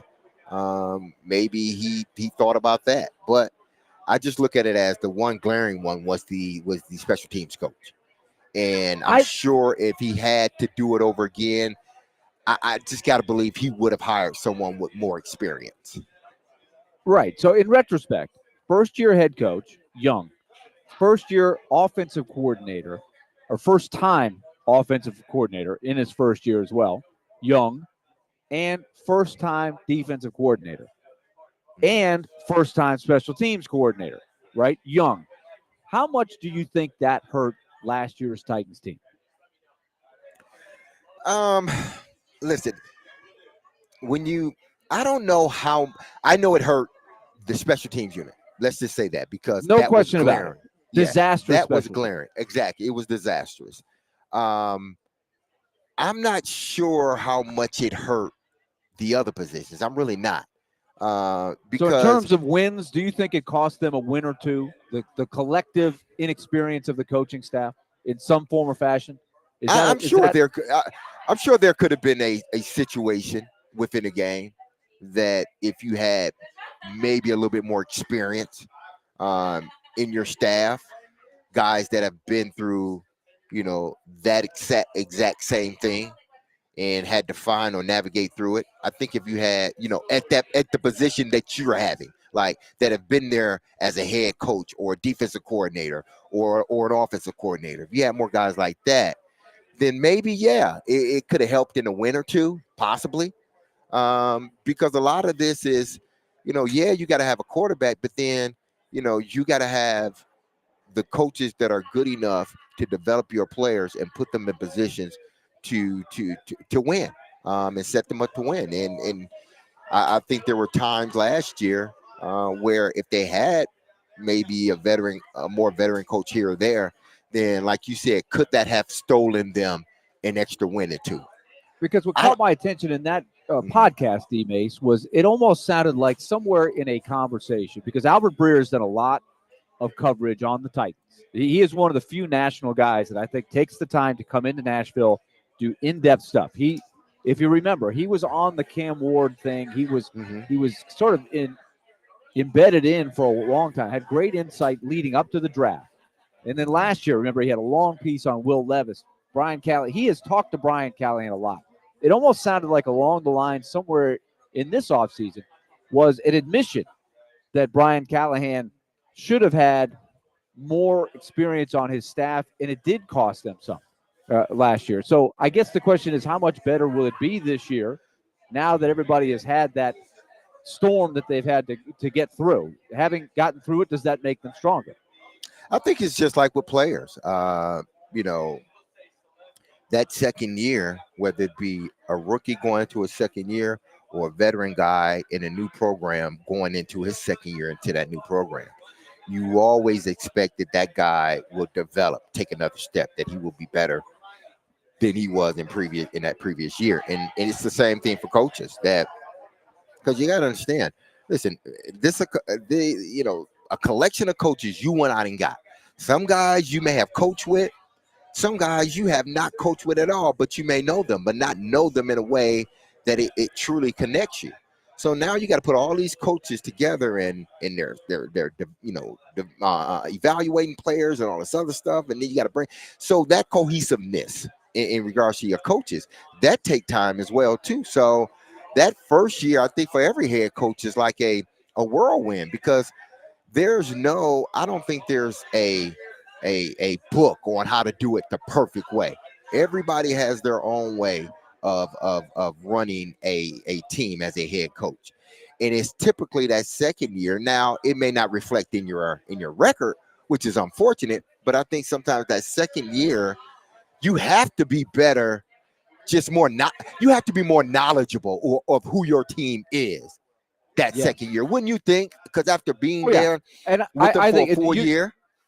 Take it back to our years as freshmen in college, right? Yes. And this applies to not just athletes like you and I, but I think all college students, right? There's a comfort level that you get after you've gone through it for a year. When you're a freshman, you're kind of clueless for a while, right? Exactly. And you come in for your sophomore year, there's a comfort level that wasn't there before. So the improvement between your freshman year and the sophomore year usually is pretty good. So I'll throw it to you this way, D. Mace, as we wrap up this discussion. Disastrous special teams play, as you just pointed out, right? I mean, it couldn't have been worse. We've talked about this. You got a new guy in Bones Fossil. You hope that you got that addressed. Disastrous quarterback play. Could not have been worse. Down at the bottom of the league. They've addressed that. Inexperienced coaching staff that we assess could have cost them maybe a game or two somewhere collectively along the road. How many wins could that be worth if just all of that isn't disastrous, right? Not that it has to be great. Well, we saw at least two of them firsthand, and it had nothing to do with the coaching staff. had everything to do with Yeah. the quarterback But I'm and the just saying, special if you teams. just avoid disaster in those three areas, if Cam Ward is just better than Will Levis, and Fossil does some decent things with the special teams, and the coaching staff is older and wiser, then I mean, I'm just wondering what that could equate to with the product on the field, because they handed games away so often last year. Yeah, they did. And you would hope, again, you would hope and anticipate that next following year it should be better as a coach. We should be better as a coaching staff, because one, we all know the system which we are playing in, offensively and defensively. For defensive guys, you are another year into Denard Wilson's defense, and for the offensive guys, you are another year into Brian Callahan's offense. So you would just think, from a knowledge standpoint, that makes you better than what you were last season. Now you go out and get the players. Now you hope that you develop the players, and that in turns it shows on the field, which means it's going to equate to a few more wins. Now, how a few, 2-3 more wins, but where would that end up? Where would that have them in the big picture of the AFC South? You know, 3-4 more wins. Does it doesn't win them the conference. I mean, it doesn't win them the division, but does it, do we look at the team different? Because now the coaching staff has another year. They look better. The players look better under the system. Again, it may not equate to going to the playoffs, but it's 3, 4, 5 games better than what it was last season. Yeah, and that's a tough one, because if you win 7 or 8 and you're picking in the middle of the league, it's good, because you want to look like a more cohesive. I've argued that it might be just as good to win 4 or 5 games again and pick high, but I am curious about that question: is how many wins? If you're just better on the margins, you're better coached, you execute better. Another one that it equated to was the turnover, right? They were so minus in the turnovers. If they could just be better coached, execute better, avoid disastrous plays with the turnovers, and be more of an even team, it's probably going to equate to a few more wins, and you feel better about things. So Brian Callahan has got to have a better year, and hopefully he's learned from what had to be a really rough rookie season. Well, yeah, it was. I mean, you saw Mike Vrabel learn, from I his was going to bring up season. Vrabel. I'm glad you Yeah. did, because I think we made that observation in his first year. Exactly, that there were some things he could have done better. He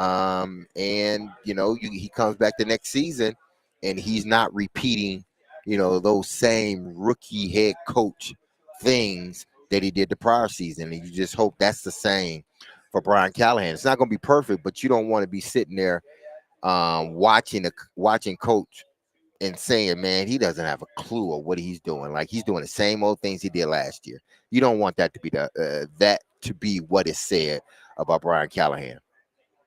When we come back, Elliotte Friedman's going to join us. We'll talk Stanley Cup Finals. We'll talk Predators. The draft is coming up. The draft combine was held last week. We'll see what tidbits he's got from that. Oilers, Panthers tonight down in South Florida. That's where Elliotte is. He is one of the best. He joins us next here on 102.5 The Game.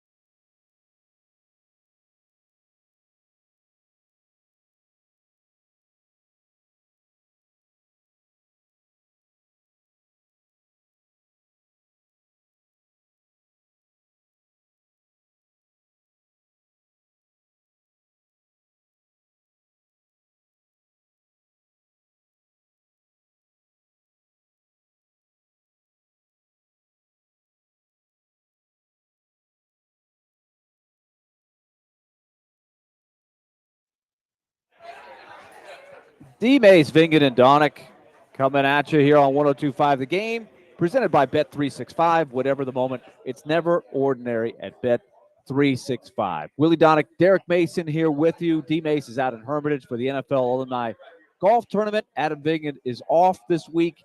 He will be back with us on Monday. We are joined by Elliotte Friedman, who is at the Stanley Cup Final. Big game 4 tonight. Oilers and Panthers, as the Oilers try to make the series even at 2. Elliotte is presented by Old National Bank. Get old. So, Elliotte, you've made the transition from Edmonton to Florida. I'm sure that's a lot of fun for you to be down there, and plenty going on, not only for the series but around the league. But let's start with the Oilers and their health, because they're already down 2-1. They got beat pretty badly in Game 3, and they are banged up. They sure are. They do have some injury troubles, especially with Zach Hyman out, and Ryan Nugent-Hopkins is clearly not himself here. He's not taking face-offs. He doesn't seem to be handling the puck that well. So there seems to be some sort of hand or wrist thing that he's dealing with here, although it looks like he's going to play tonight. But, I mean, look, like the bottom line, they lost their cool the other night. They took undisciplined penalties, a couple in the offense, 3 in the offensive zone, and a too many men penalty.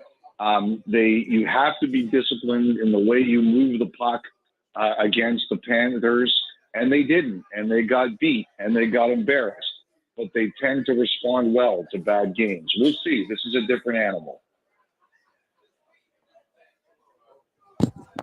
D-Mace, you with us? Oh yeah, no, I thought you had another one there. I thought you had another one, Willie. This is the problem you run into when the team is split up, unfortunately, today. So you kind of run into that. But no, we have Elliotte on with us, 32 Thoughts podcast. Now, Elliotte, I had this question. We were talking about this the last couple of days in this series, and what I've noticed is that the Panthers are playing a very physical brand of hockey, and it's not like Edmonton can't play it, but I don't think they are capable of sustaining it as long as the Panthers are. And it seems like those old saying that coaches say, take them into deep waters and then see if he could truly swim. Well, it seems like that's what the Panthers are doing to Edmonton. They're taking them in deep waters with their physicality, and it seems like Edmonton can't hold up. I like that saying, by the way, Derek. I'm definitely going to steal that. Okay. And it's no different. It's no different than what the Panthers have done to everybody else they've played. Whether it's been this year, the Lightning, the Maple Leafs, and the Hurricanes, or in previous years, teams like Boston and New York.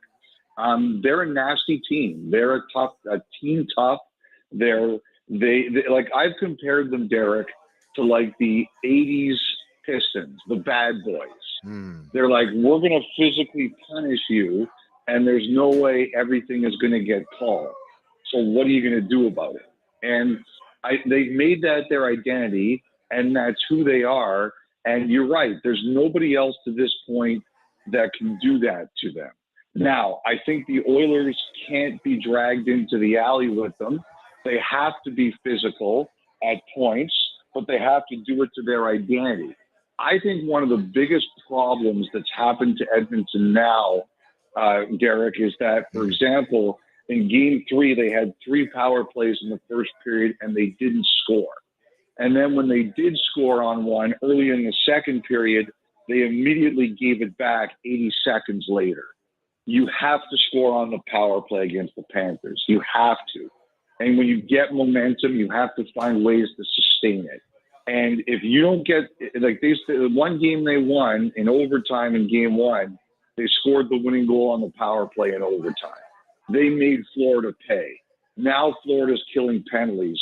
You have to make them pay for what penalties they do take. Now, do you think it will be a quick hook with Skinner in this one? But he hasn't played the greatest either, and they end up, I believe they pulled him after the last game. Do you think it's a short hook if things start to come off the rails? Yes, I do. I do absolutely believe it. I think it's the right move to go back with them tonight. One thing that Chris Knobloch, the coach of the Oilers, pointed out is that Skinner historically gets better the deeper they go into series, that his best games in series tend to be late. So I think they definitely looked at the statistical evidence. Secondly, Derek, he has one of these weird stat lines. I don't really know if they mean anything, but it does exist. His record in game 4 of a playoff series is incredible. It's like 6-0 with unreal save percentages. Like, to me, that just seems like very random, but it's there. So they looked at his numbers historically, and he's played really well in the last few weeks. Like, he finally had a stinker of a game, and I agreed with pulling him. I think he deserves to start. But, Derek, if it goes as badly as the start of game 3 did, I do think the hook will be quick. Now, do you believe we will? Because somehow they've been able. Listen, when you have a team with Draisaitl and McDavid on it, you know that at any minute these two guys can explode. How have they been able to contain that those two guys, more in particular, McDavid? I just think that what they do is, what they do is they just throw up a web around them. In the NHL, the coaches call it layers. You have layers set up around the guy to make it difficult. And I like to call it a web or a blanket or whatever you want to call it. But that's what they do. Like, the one thing about the Panthers, Derek, is no matter what happens, they always play the same way. Like, sometimes they break down and they have bad nights like everybody does. But they're like, for example, the best defense you ever played with, Derek, as a team, or the best defense you ever played against, they always played the same way every time. They had their system, and everybody stuck to their roles. That's what this team is like. Like, I've seen too many big games where Florida comes out and they say, okay, everybody's sticking to their system and everybody's going to do what they're supposed to do. And they do it as disciplined as anybody in the league, and that's what they did the other night. They're going to make McDavid work. Now, McDavid tends to have, when he has his rare bad games, he tends to come back very hard. The guy honestly thought, Derek, he was not very good at all in game 3, was the Nashville killer, Draisaitl. Like, he always tears you guys apart. I thought game 3 was one of the quietest, least effective games I've ever seen him to play. That's the guy I think who's going to come out tonight very different. Elliotte Friedman is with us, presented by Old National Bank. Get old. Game 4 is tonight. Elliotte, around the league, a pretty big trade in the last, 12, 24 hours, with Chris Kreider joining Jacob Trouba out in Anaheim. And that intrigues me because out west, Anaheim has been rebuilding for a long time. They are a headliner of, if you want to rebuild, that's fine, but it's going to take a while. But do you think these kind of trades signal that they are on the verge of making a climb? I think what it tells you is that they are expected to make a climb, Willie. That I think Pat Verbeek knows he's got to get into the playoffs this year. And, I think Kreider's got a lot to give still. I think this year was a nightmare year for him. That whole season in New York was unsettled. I just think that Kreider, he's not a great 5-on-5 player anymore because he's just not as quick, but he's really good on the power play. And, a couple people, I didn't see a lot of it, but a couple people really his penalty kill work to me too.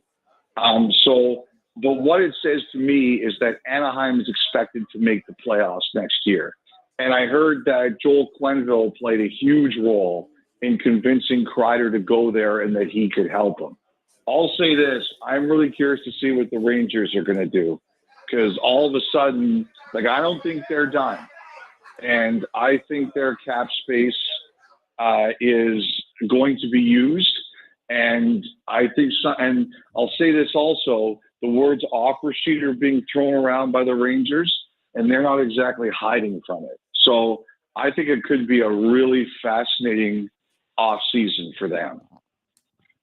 The draft combine was held over the weekend in Buffalo, and as you pointed out, this is the draft format's a little bit different this year. Not everybody, I mean, they're not going to be gathered all together like they have in the past, at least this year. But any tidbits that you gathered from what happened in Buffalo over the last few days? I know it's secondarily something you're covering here because your priority is with the finals here, but any tidbits that a Nashville fan would be interested in?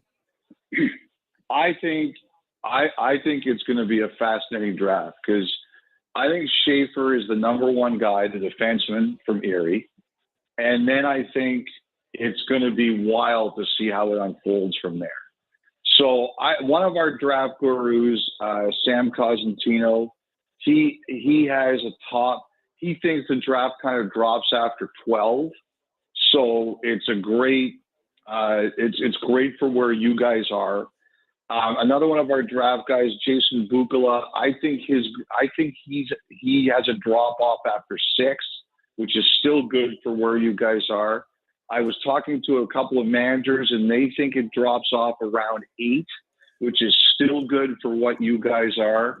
And I think that depending on how, like what San Jose decides to do at 2 or whoever picks 2, it's going to be fascinating. I think a lot of teams grade a lot of those players slightly differently. I would bet that where like you guys are picking 5, right? Correct. So I would bet that if you took all 32 teams and you said, okay, who's number 5 on your draft order, you get a lot of different answers. A lot of different answers. So what I think that you guys have to be prepared for is deciding who you really like. Like if like at 5, who's our guy? And then depending on how things actually do unfold in front of you in a couple of weeks, being ready to move in any particular direction. Like I do think you're going to see teams, that draft's going to unfold. I think Schaefer goes 1, and then we kind of see what happens from there.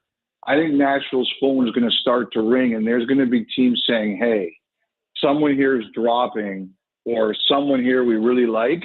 What's it going to do? What are you willing to do here in the moment to move? And then you're going to have to make a choice. 1, do you want to move? Number 2, is there a guy you really want who, if you move down a spot or 2, you think you're going to get? Or do you get offered something that's going to make you say, okay, we'll really go back? Now, it's very rare for teams in that spot to move back. The young players are too good, and you get good contract control on them. But I guarantee you're going to get calls from teams maybe a couple spots behind you saying, hey, if there's someone we really like here, how do you feel like moving down a couple spots? And that's what you're going to have to be prepared for. You've mentioned a few times, and I think a lot of people, you just talked about, the drop off in the first round, but from a lot of people I've read and talked to, the bottom of the first round, where Nashville has 2 other first round picks, if you wanted to go in aggressive and dangle one, both, or package one with another, they have a ton of picks, as we know, and try to get somebody established. You've mentioned a team like Buffalo that's looking to shake it up. With the stock of that low part of the first round a little down, do you think that might be tougher to do this year as opposed to maybe some other years where the draft is deeper? Yes, I do think it will be a little bit tougher. I definitely think it'll be harder this year. Not impossible. And it also depends on how much higher you want to move up, right? Like the other thing, Willie, is there's a lot of people who've done a lot of really good draft research over the years. Like, how valuable are these picks? And like in the NHL draft, number 1 pick is super valuable. Number 2 pick is really valuable. And then it drops. Like there's a significant drop from having pick 2 to having pick 3. And a lot of these teams now, at least the smart ones, a lot of these smart teams now, Willie, they have done scientific work into what these draft picks percentage-wise are worth. So, like, if you want to move up from, say, I don't know, 5 to somewhere higher, or you want to trade picks for a player, I would say this year those picks for Nashville are probably more valuable to Nashville than someone who's trading for them. But the one thing that happens is it's not so much for an established player, it's during the draft. Because if Nashville wants to move up, I don't know, 2 or 3 spots, like does some player really drop and Nashville sits there later in the first round? Holy cow, we like this guy. That's where those 2 picks are going to become even more valuable.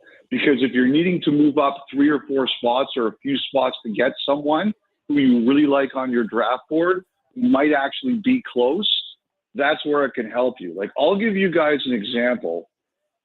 Like, there's one kid, and he's basically, his name is Mason West, okay? He is a high school football quarterback. But to go to the next level, a lot of the schools apparently that are the top schools, they want him to play a different position. And he is a really good hockey player too. He's from Minnesota. And one of the things that was coming out was people were telling me they're really trying to figure out where this guy should go. And he's really raw, but he's physically talented and he's a good player.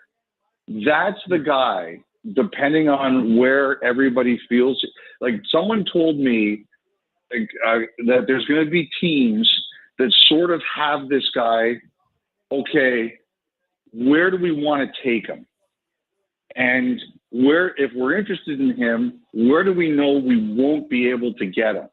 And they said, that's a guy that's a true wild card of the draft, because there's not a lot of evidence there, but you could see him becoming a very effective NHL player. And he seems to be getting more serious about hockey because playing quarterback might not be in his future. That's a guy, if the Predators like Willie, I could see some moving around. Okay, 2-sport guy, near and dear to my heart, for sure. And that is, it's philosophically, Barry Trotz has talked about guys who have a high ceiling. He feels like the organization in his past has been a little more conservative with their picks, and he wants to, as he calls it, take swings. So that sounds like a guy that you would be taking a swing on, but you could be rewarded if he blossoms, for sure. So, Elliotte, leave us with this. You mentioned offer sheets, right? And the picture's still not clear because guys could be signed between now and the time you actually could give an offer sheet. But are there 1 or 2 guys that you've got your eye on that could be prime targets to have somebody fire an offer sheet out there? Well, I mean, the big names are the guys like Matthew Nyes in Toronto, JJ Peterka in Buffalo, Mason McTavish in Anaheim, if they're not signed by then. But there's also a bunch of guys, like I mentioned this week, Jack McBain in Utah. He's not like a top guy, but I think last year, the 2 guys who did really well in St. Louis, Holloway and Broberg from Edmonton, they weren't top line guys. They were young guys who hadn't hit their ceilings yet, but they're really talented players. They were mid-level guys. So Jack McBain is a big center. He's never going to be a huge scorer, but he's the kind of player you win with. He's in that area. Joel Hofer, who's the backup to Jordan Binnington in St. Louis. He's another guy there. Like, I think people are also looking at those guys, not just the studs, but the guys who kind of fill in the middle of your roster. Elliotte, great stuff. Enjoy the game tonight. We'll talk to you again here very soon, and let's hope this thing continues to have the drama that it's had. I hope so. I like long series. Oh yeah, it's nice. It's nice. You won't turn down another trip to Florida if it happens.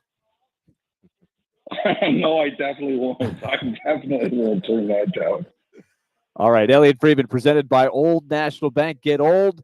Elliotte and I are about the same age. We're both a little bit older than Derek. We're always getting older each day. Elliotte Friedman, the very, very best. When we come back, we'll continue, and there's some news passed along by our colleague, and D-Mace Adams at it again. He's on vacation. He's at the beach, and he's sending us articles. But actually, this is going to be something we use. Joe Rexroad, our buddy, our colleague, has written about Zakai Ziegler. There is some news on his quest to get a fifth year, presumably at the University of Tennessee, but a fifth year of eligibility to play college hoops. We'll tell you how that's gone down in a moment here on DVD 1025 The Game.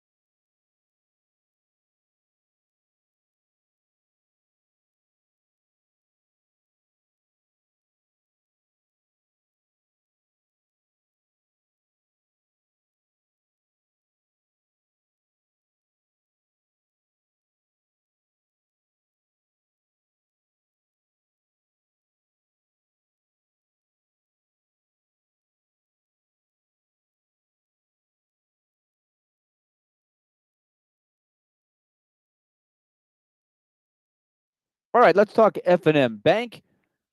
Banking made easy on purpose. A proud sponsor of our friends of the Take It to the Bank segment. We have such a great time with that on Friday afternoons. We'll do it again tomorrow on the show.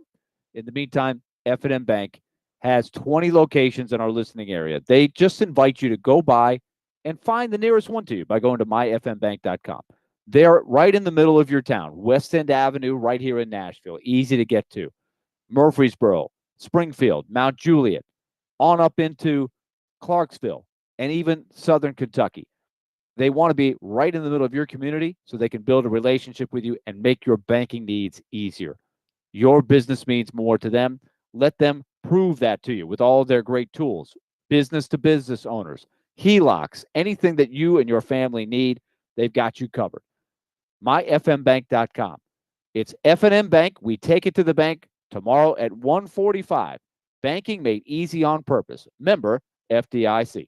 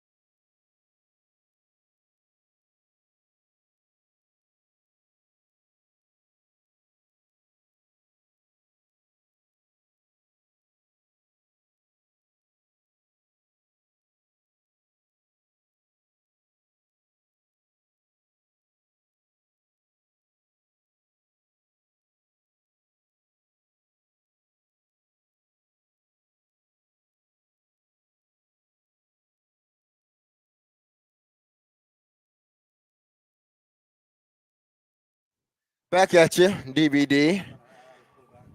D. Mace, Vingen, and Dodick. We are headed into the last half hour of today's show. It's been wonderful. Thank you to Elliotte Friedman for coming on, as he does each and every week, discussing what's going on in the world of hockey.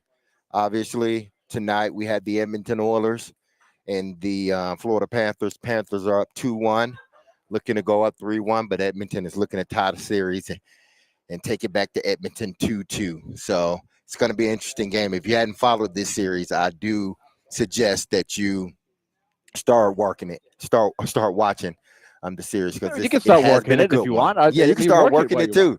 Yeah, you'll work you can out start while you working watch it too. if you want to. Exactly. So all right. So tonight, go ahead. D-Mace. What's What up? is Adam doing?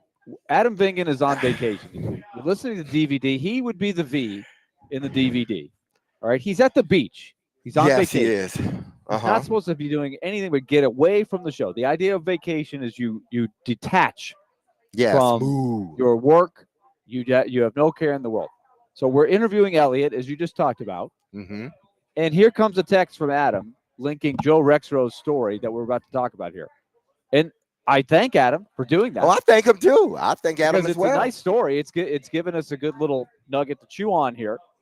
But I really question. And his wife Bridget and Arlo have got to be going, Dad, put the phone down. Get the shovel. Put the phone. Get They get the boogie board and they get need in the an water. intervention. They need an intervention. Adam, give me the phone. Give me the phone and the computer. Slowly. Or slowly move away from your phone and your computer, Adam. Enjoy. I told him to go jump in the water, Go jump in the water. Go jump in the ocean. Do something, man. We appreciate you. We still love you, Adam. You ain't going nowhere. But enjoy your time off, man. Yeah. On Monday, we're going to discuss this with Adam. Exactly. Just, we might even have to get Bridget on the show just to kind of sort this out, just to make sure everything's okay, because this is questionable behavior. But he did pass along. Joe Rexroth has written a story in The Athletic that Zakai Ziegler, some people may have heard this a few weeks ago. In fact, we talked with George about it not long ago.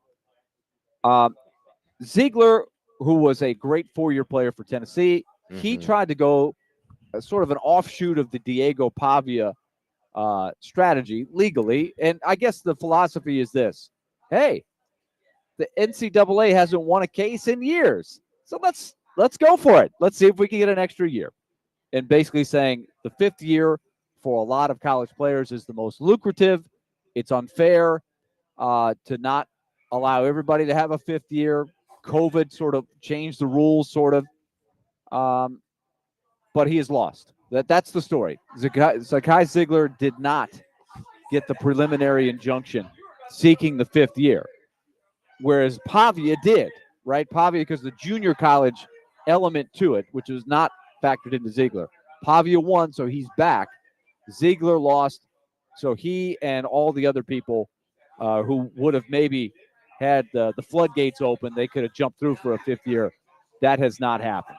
And so let's just read the simple part of it.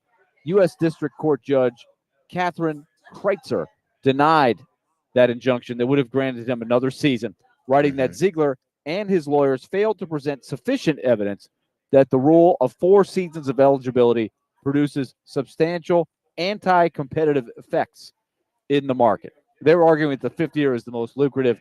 But look, it sounds to me like they stopped the madness, D-Mace, at one point and said, look, college is for 4 years. Let's not open this can of worms.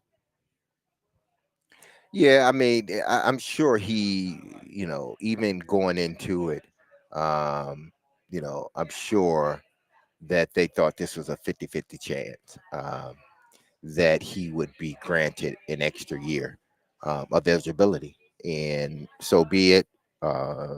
They deny his request.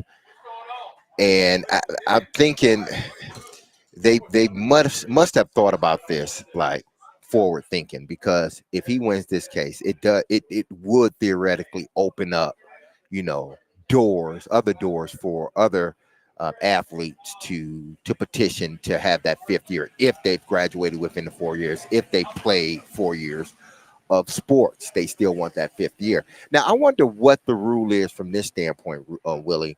Maybe you know it, maybe you don't. If some of our listeners do know it, that are well versed on, what has been going on. If Zakai Ziegler had not graduated in 4 years, because we understand sometimes guys take a 5th year or whatnot Right. for whatever reason. Spread If your he classes didn't- out, Yeah, etc. exactly. Instead of trying to, really take them all at one time. Had he not graduated in 4 years, would that been more of a, would that been more of in his favor than not? Because he theoretically said, hey, listen, I haven't graduated yet, so I still should be granted that 5th year based upon, me not accumulating enough credits to graduate. So I still don't. does my, eligibility, go concurrent with, me graduating, or is it just 4 years, whether you graduate or not, and you can't play no more unless you've had an injury or some type of hardship? It's not really discussed in this. I don't think it should be a factor. Because then it just seems like everybody. Yeah, I do remember vividly guys that maybe got injured in another sport who kind of knew early in their career, hey, I'm going to be here for 5 years. So why should I take 4 or 5 classes this semester when I could take 3 and I'm going to be here another year? So I'll still graduate on time. I'll just spread it out and not try to graduate and then go to graduate school, which some of my other teammates happened to do. That they knew they were going to be there for 5 years. They were redshirting. So their plan was to graduate in 4 years and then get a graduate degree. I've seen it both. But it just seems like everybody would stick around for 5 years. So if I am the parent, or if I am a rising freshman going to one of these schools, I am so relieved that this is happening, because there's already been a log jam after COVID for rising high school seniors. I would like to see freshmen coming on campuses and not get bumped and not go in with such a crowded roster that it's hard to break through as a freshman. I'm hoping that we get back to some sense of sanity now. Now, was his only defense was that the 5th year was the most lucrative year? Is that his only defense? Because I guess that would have been his only defense, because again, because he's a great you player, don't have right? Yeah. So he was going to go to graduate school, and he argued Mm-hmm. that, hey, if I stay here, he said other kids have been able to stay a 5th year, and it's all stemming from the COVID year where they had a Mm-hmm. season that didn't count, right? Remember, they didn't play the tournament? Yes. So everybody got the 5th year. So he has watched a lot of his teammates. He's watched players around the country cash in on that 5th year as either a graduate transfer or just a straight up transfer, and you get big money. Joe's article says his lawyers claim that he could have earned up to $4 million if he was granted eligibility for a season, and that would be irreparable harm. I mean, that's real money, etc. Yes. And he is probably not a guy that's going to hop right into the NBA. He's, I'm sure, good enough to play in the G League and go into the summer league or go overseas and play. He's going to have options, but making another $4 million and then going into the pro ranks is a big difference for sure. But I think it was time to just say, look, COVID was COVID. That was a special circumstance. And it doesn't say this in the article, but to me, we just have to get back into the mindset of you're supposed to go to college for 4 years, and really you're supposed to go to college from age 18, 19 to 22, 23. And let's not have all these Rodney Dangerfields sticking around for extra 2 or 3 years. Let's get away from that being the norm. Yeah, you would tend to want that to continue. And obviously he had to have understood, and his lawyers, but you still got to make the argument that was a special circumstance. The whole COVID and giving, student athletes an extra year and sometimes even 2 years. And it's unfortunate that you would not be able to benefit from that. But you like you said, you want to try to get it back to normal, where it's on average, college athletes spend 3 to 4 years in school and then they're done. Now you may have that occasion where, they get the 5th year, but a lot of times it's usually injury or they Right. There's got a red red shirt in shirted. there. Yeah, It's still exactly. the So rule is still supposed to be that you have 5 years to play for. yeah, And this if he had won, essentially it would have made everybody eligible for 5 years. From what I yeah, look would at have. it, and we may still get there someday if people keep suing and somebody wins. Our I boy think it Tony all at the balance. NCAA, we know he's sitting by Yeah, his phone. He's still I think waiting it for a all victory. balances out. Willie, but do you think it all balance? Because I get what you're saying. I know what you're saying. Because it was all out of whack when you had 24-year-olds playing against 20-year-olds and 21-year-olds. I get it. All that stuff is out of whack. But because of what they are doing, even before they get into college, hell, even before they get into high school, they're holding kids back. Yes. So they can be an extra year older. Then when they get into college, I think if you keep it the way it is, like give them that 5th year, I think eventually everybody will just adjust to it. It'll become like well, the norm. that's But it happening. may take some time to This get won't there. change, and this won't change that, right? There are people that strategize, and we had a great conversation with Tim Hasselbeck about this because it's sometimes not all it's cooked up to be.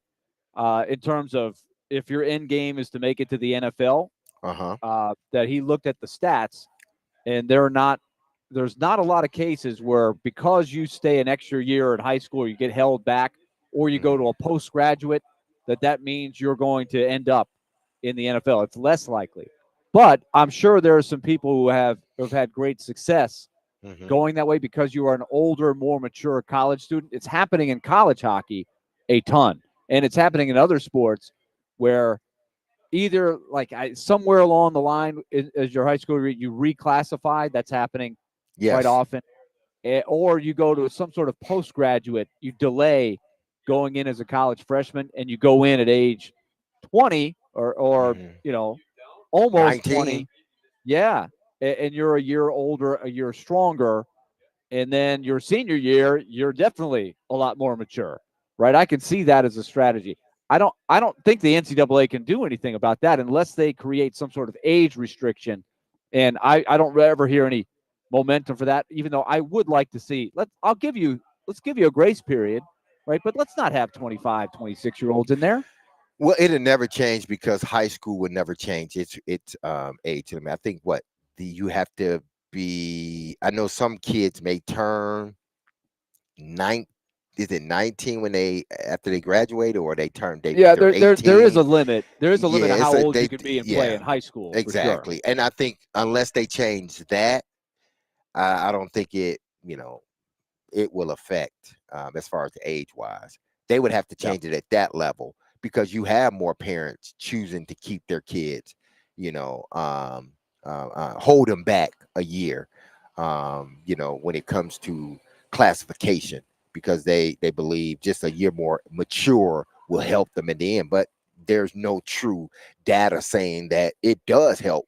Like you said, Willie, if you do hold your individual child back a year, that will get them, into the professional ranks. So no Zakai Ziegler for Tennessee this year or anywhere else on the college level. He I will would have have liked to see move him on. another year though, because I wanted to. Of I all the wouldn't. He's too players, I good. He would have. plays for Tennessee. I know he plays for Tennessee and Van, but He is a great player. He is a but I great would player. like out of all the players that played at UT over the last 5-7 years, I would have loved to see Sakai Ziegler win a championship, or at least get to the championship game, because he was a hell of a player for the Vols, man. And I think he deserved, to be able to play on that stage, on the national championship stage. So I'm curious where his career goes, what he decides to do, where he's going to play, because certainly he's not done playing anytime soon. All right, when we come back, we'll wrap up the show. We will look ahead to Stillman and Company, and we will recap a couple of the things that are going on around the world of sports and some tidbits from minicamp that the Titans have going on this week here in Nashville. Stay tuned. DVD down the home stretch next.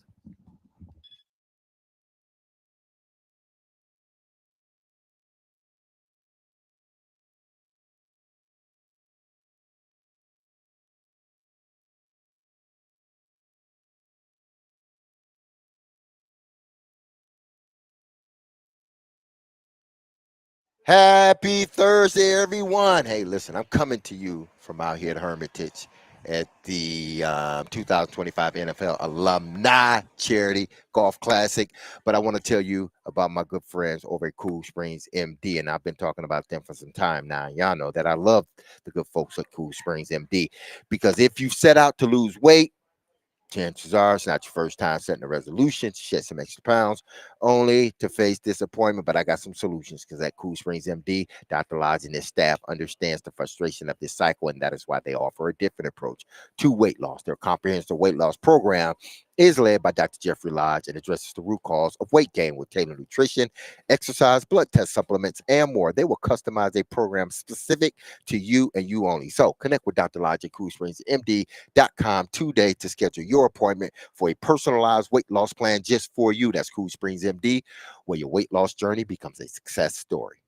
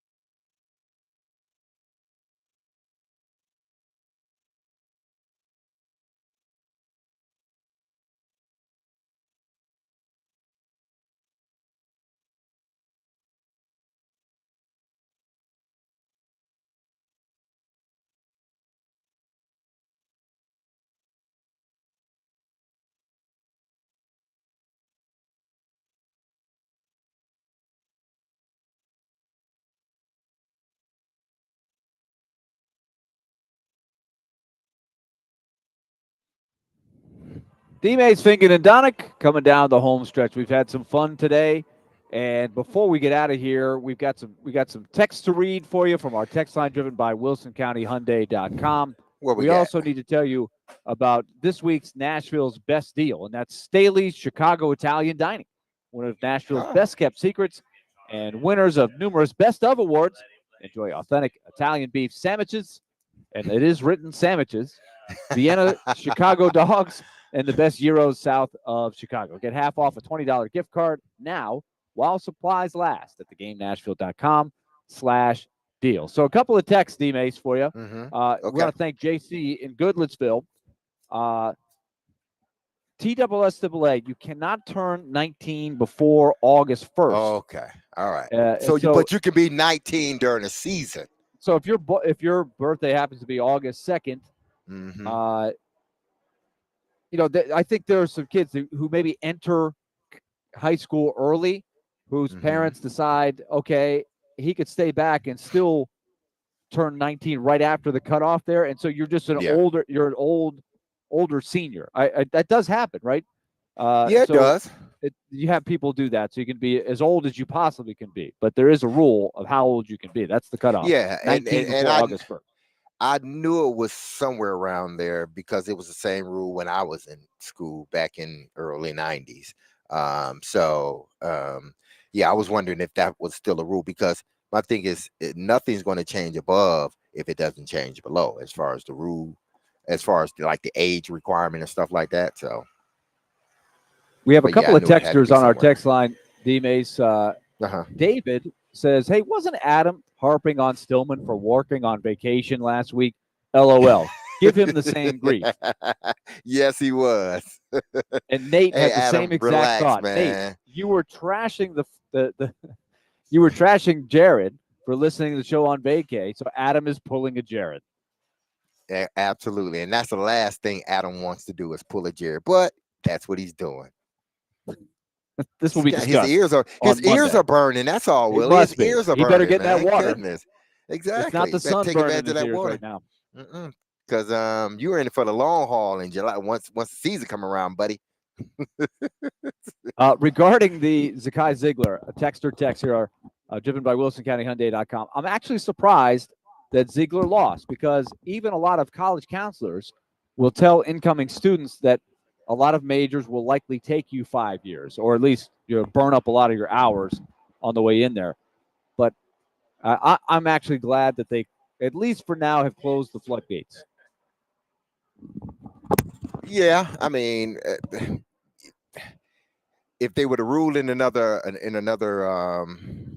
way, then maybe that would have started something that didn't need to be started, as far as like, getting that extra year. But listen, he won't be he's the first, at least I think he's the first.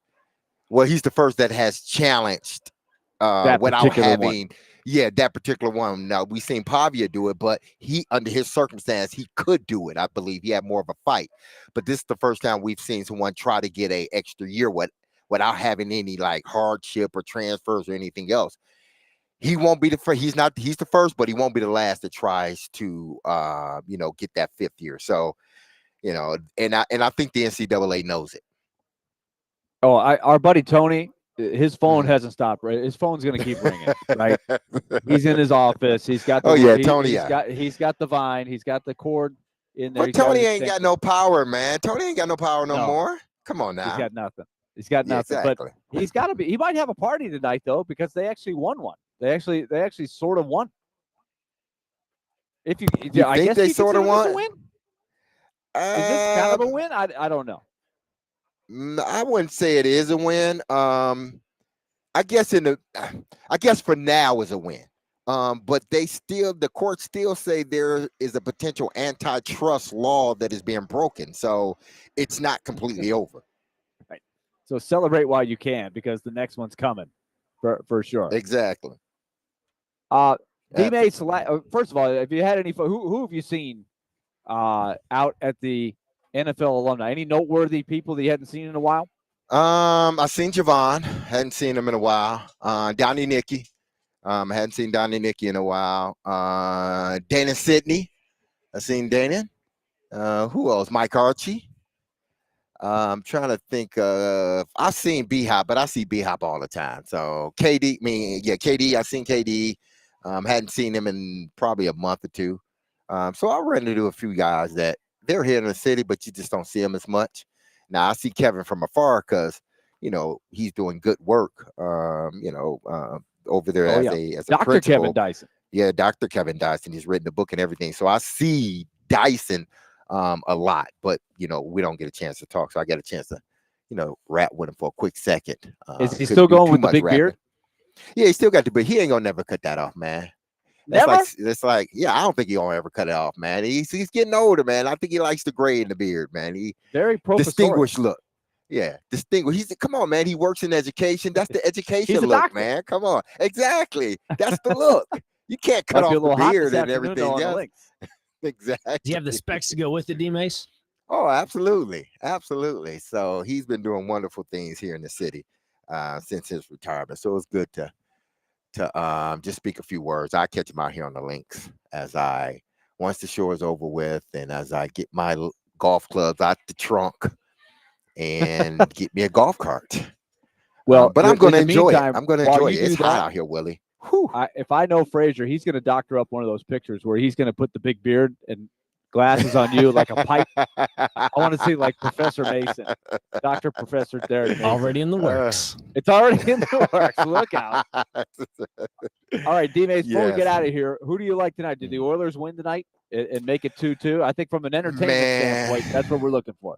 For an entertainment standpoint, I would love to see Edmonton win this game, but I just don't. As good as Connor McDavid is and Draisaitl are, they've done a remarkable job at just corralling those two. More importantly, on Connor McDavid, I don't think he scored a goal in this year's Stanley Cup Finals. He has some assists, I know that, but he hasn't scored a goal. They've been somehow, some way, they've been able to sort of corral the Michael Jordan of the hockey world. And I think it's going to continue with the injury to Arvidsson. They have other injuries. I just think they're taking them into deep water. They're beating them up as they're taking them into deep waters, and they can't swim for too long. So I expect the Panthers to put it on them again. I expect it to be another high-scoring game. I wouldn't be surprised if Skinner, and that's why I asked Elliotte, do you think it's a quick hook tonight? I think it's going to be a quick hook for Skinner tonight. So all that to be said, I'm picking the Panthers. Okay, you're going Panthers. I'm going to go Oilers. I think I'm hoping this is maybe wishful thinking, but I think we might be due for a game where Connor McDavid just has that game where he just lifts everybody. Man. I know if it's not, they're in deep, you know what, but just elevates everybody and says this is why I'm the greatest player in the world right now. So we're looking. We're looking forward to seeing tonight, and we'll be back tomorrow on the show here on D-Mace, Vingan, and Donick, 102.5 The Game. Be loved, love on your people. Have a safe, blessed, and wonderful Thursday. I'm going to go on these links, and I'm going to have fun, so peace.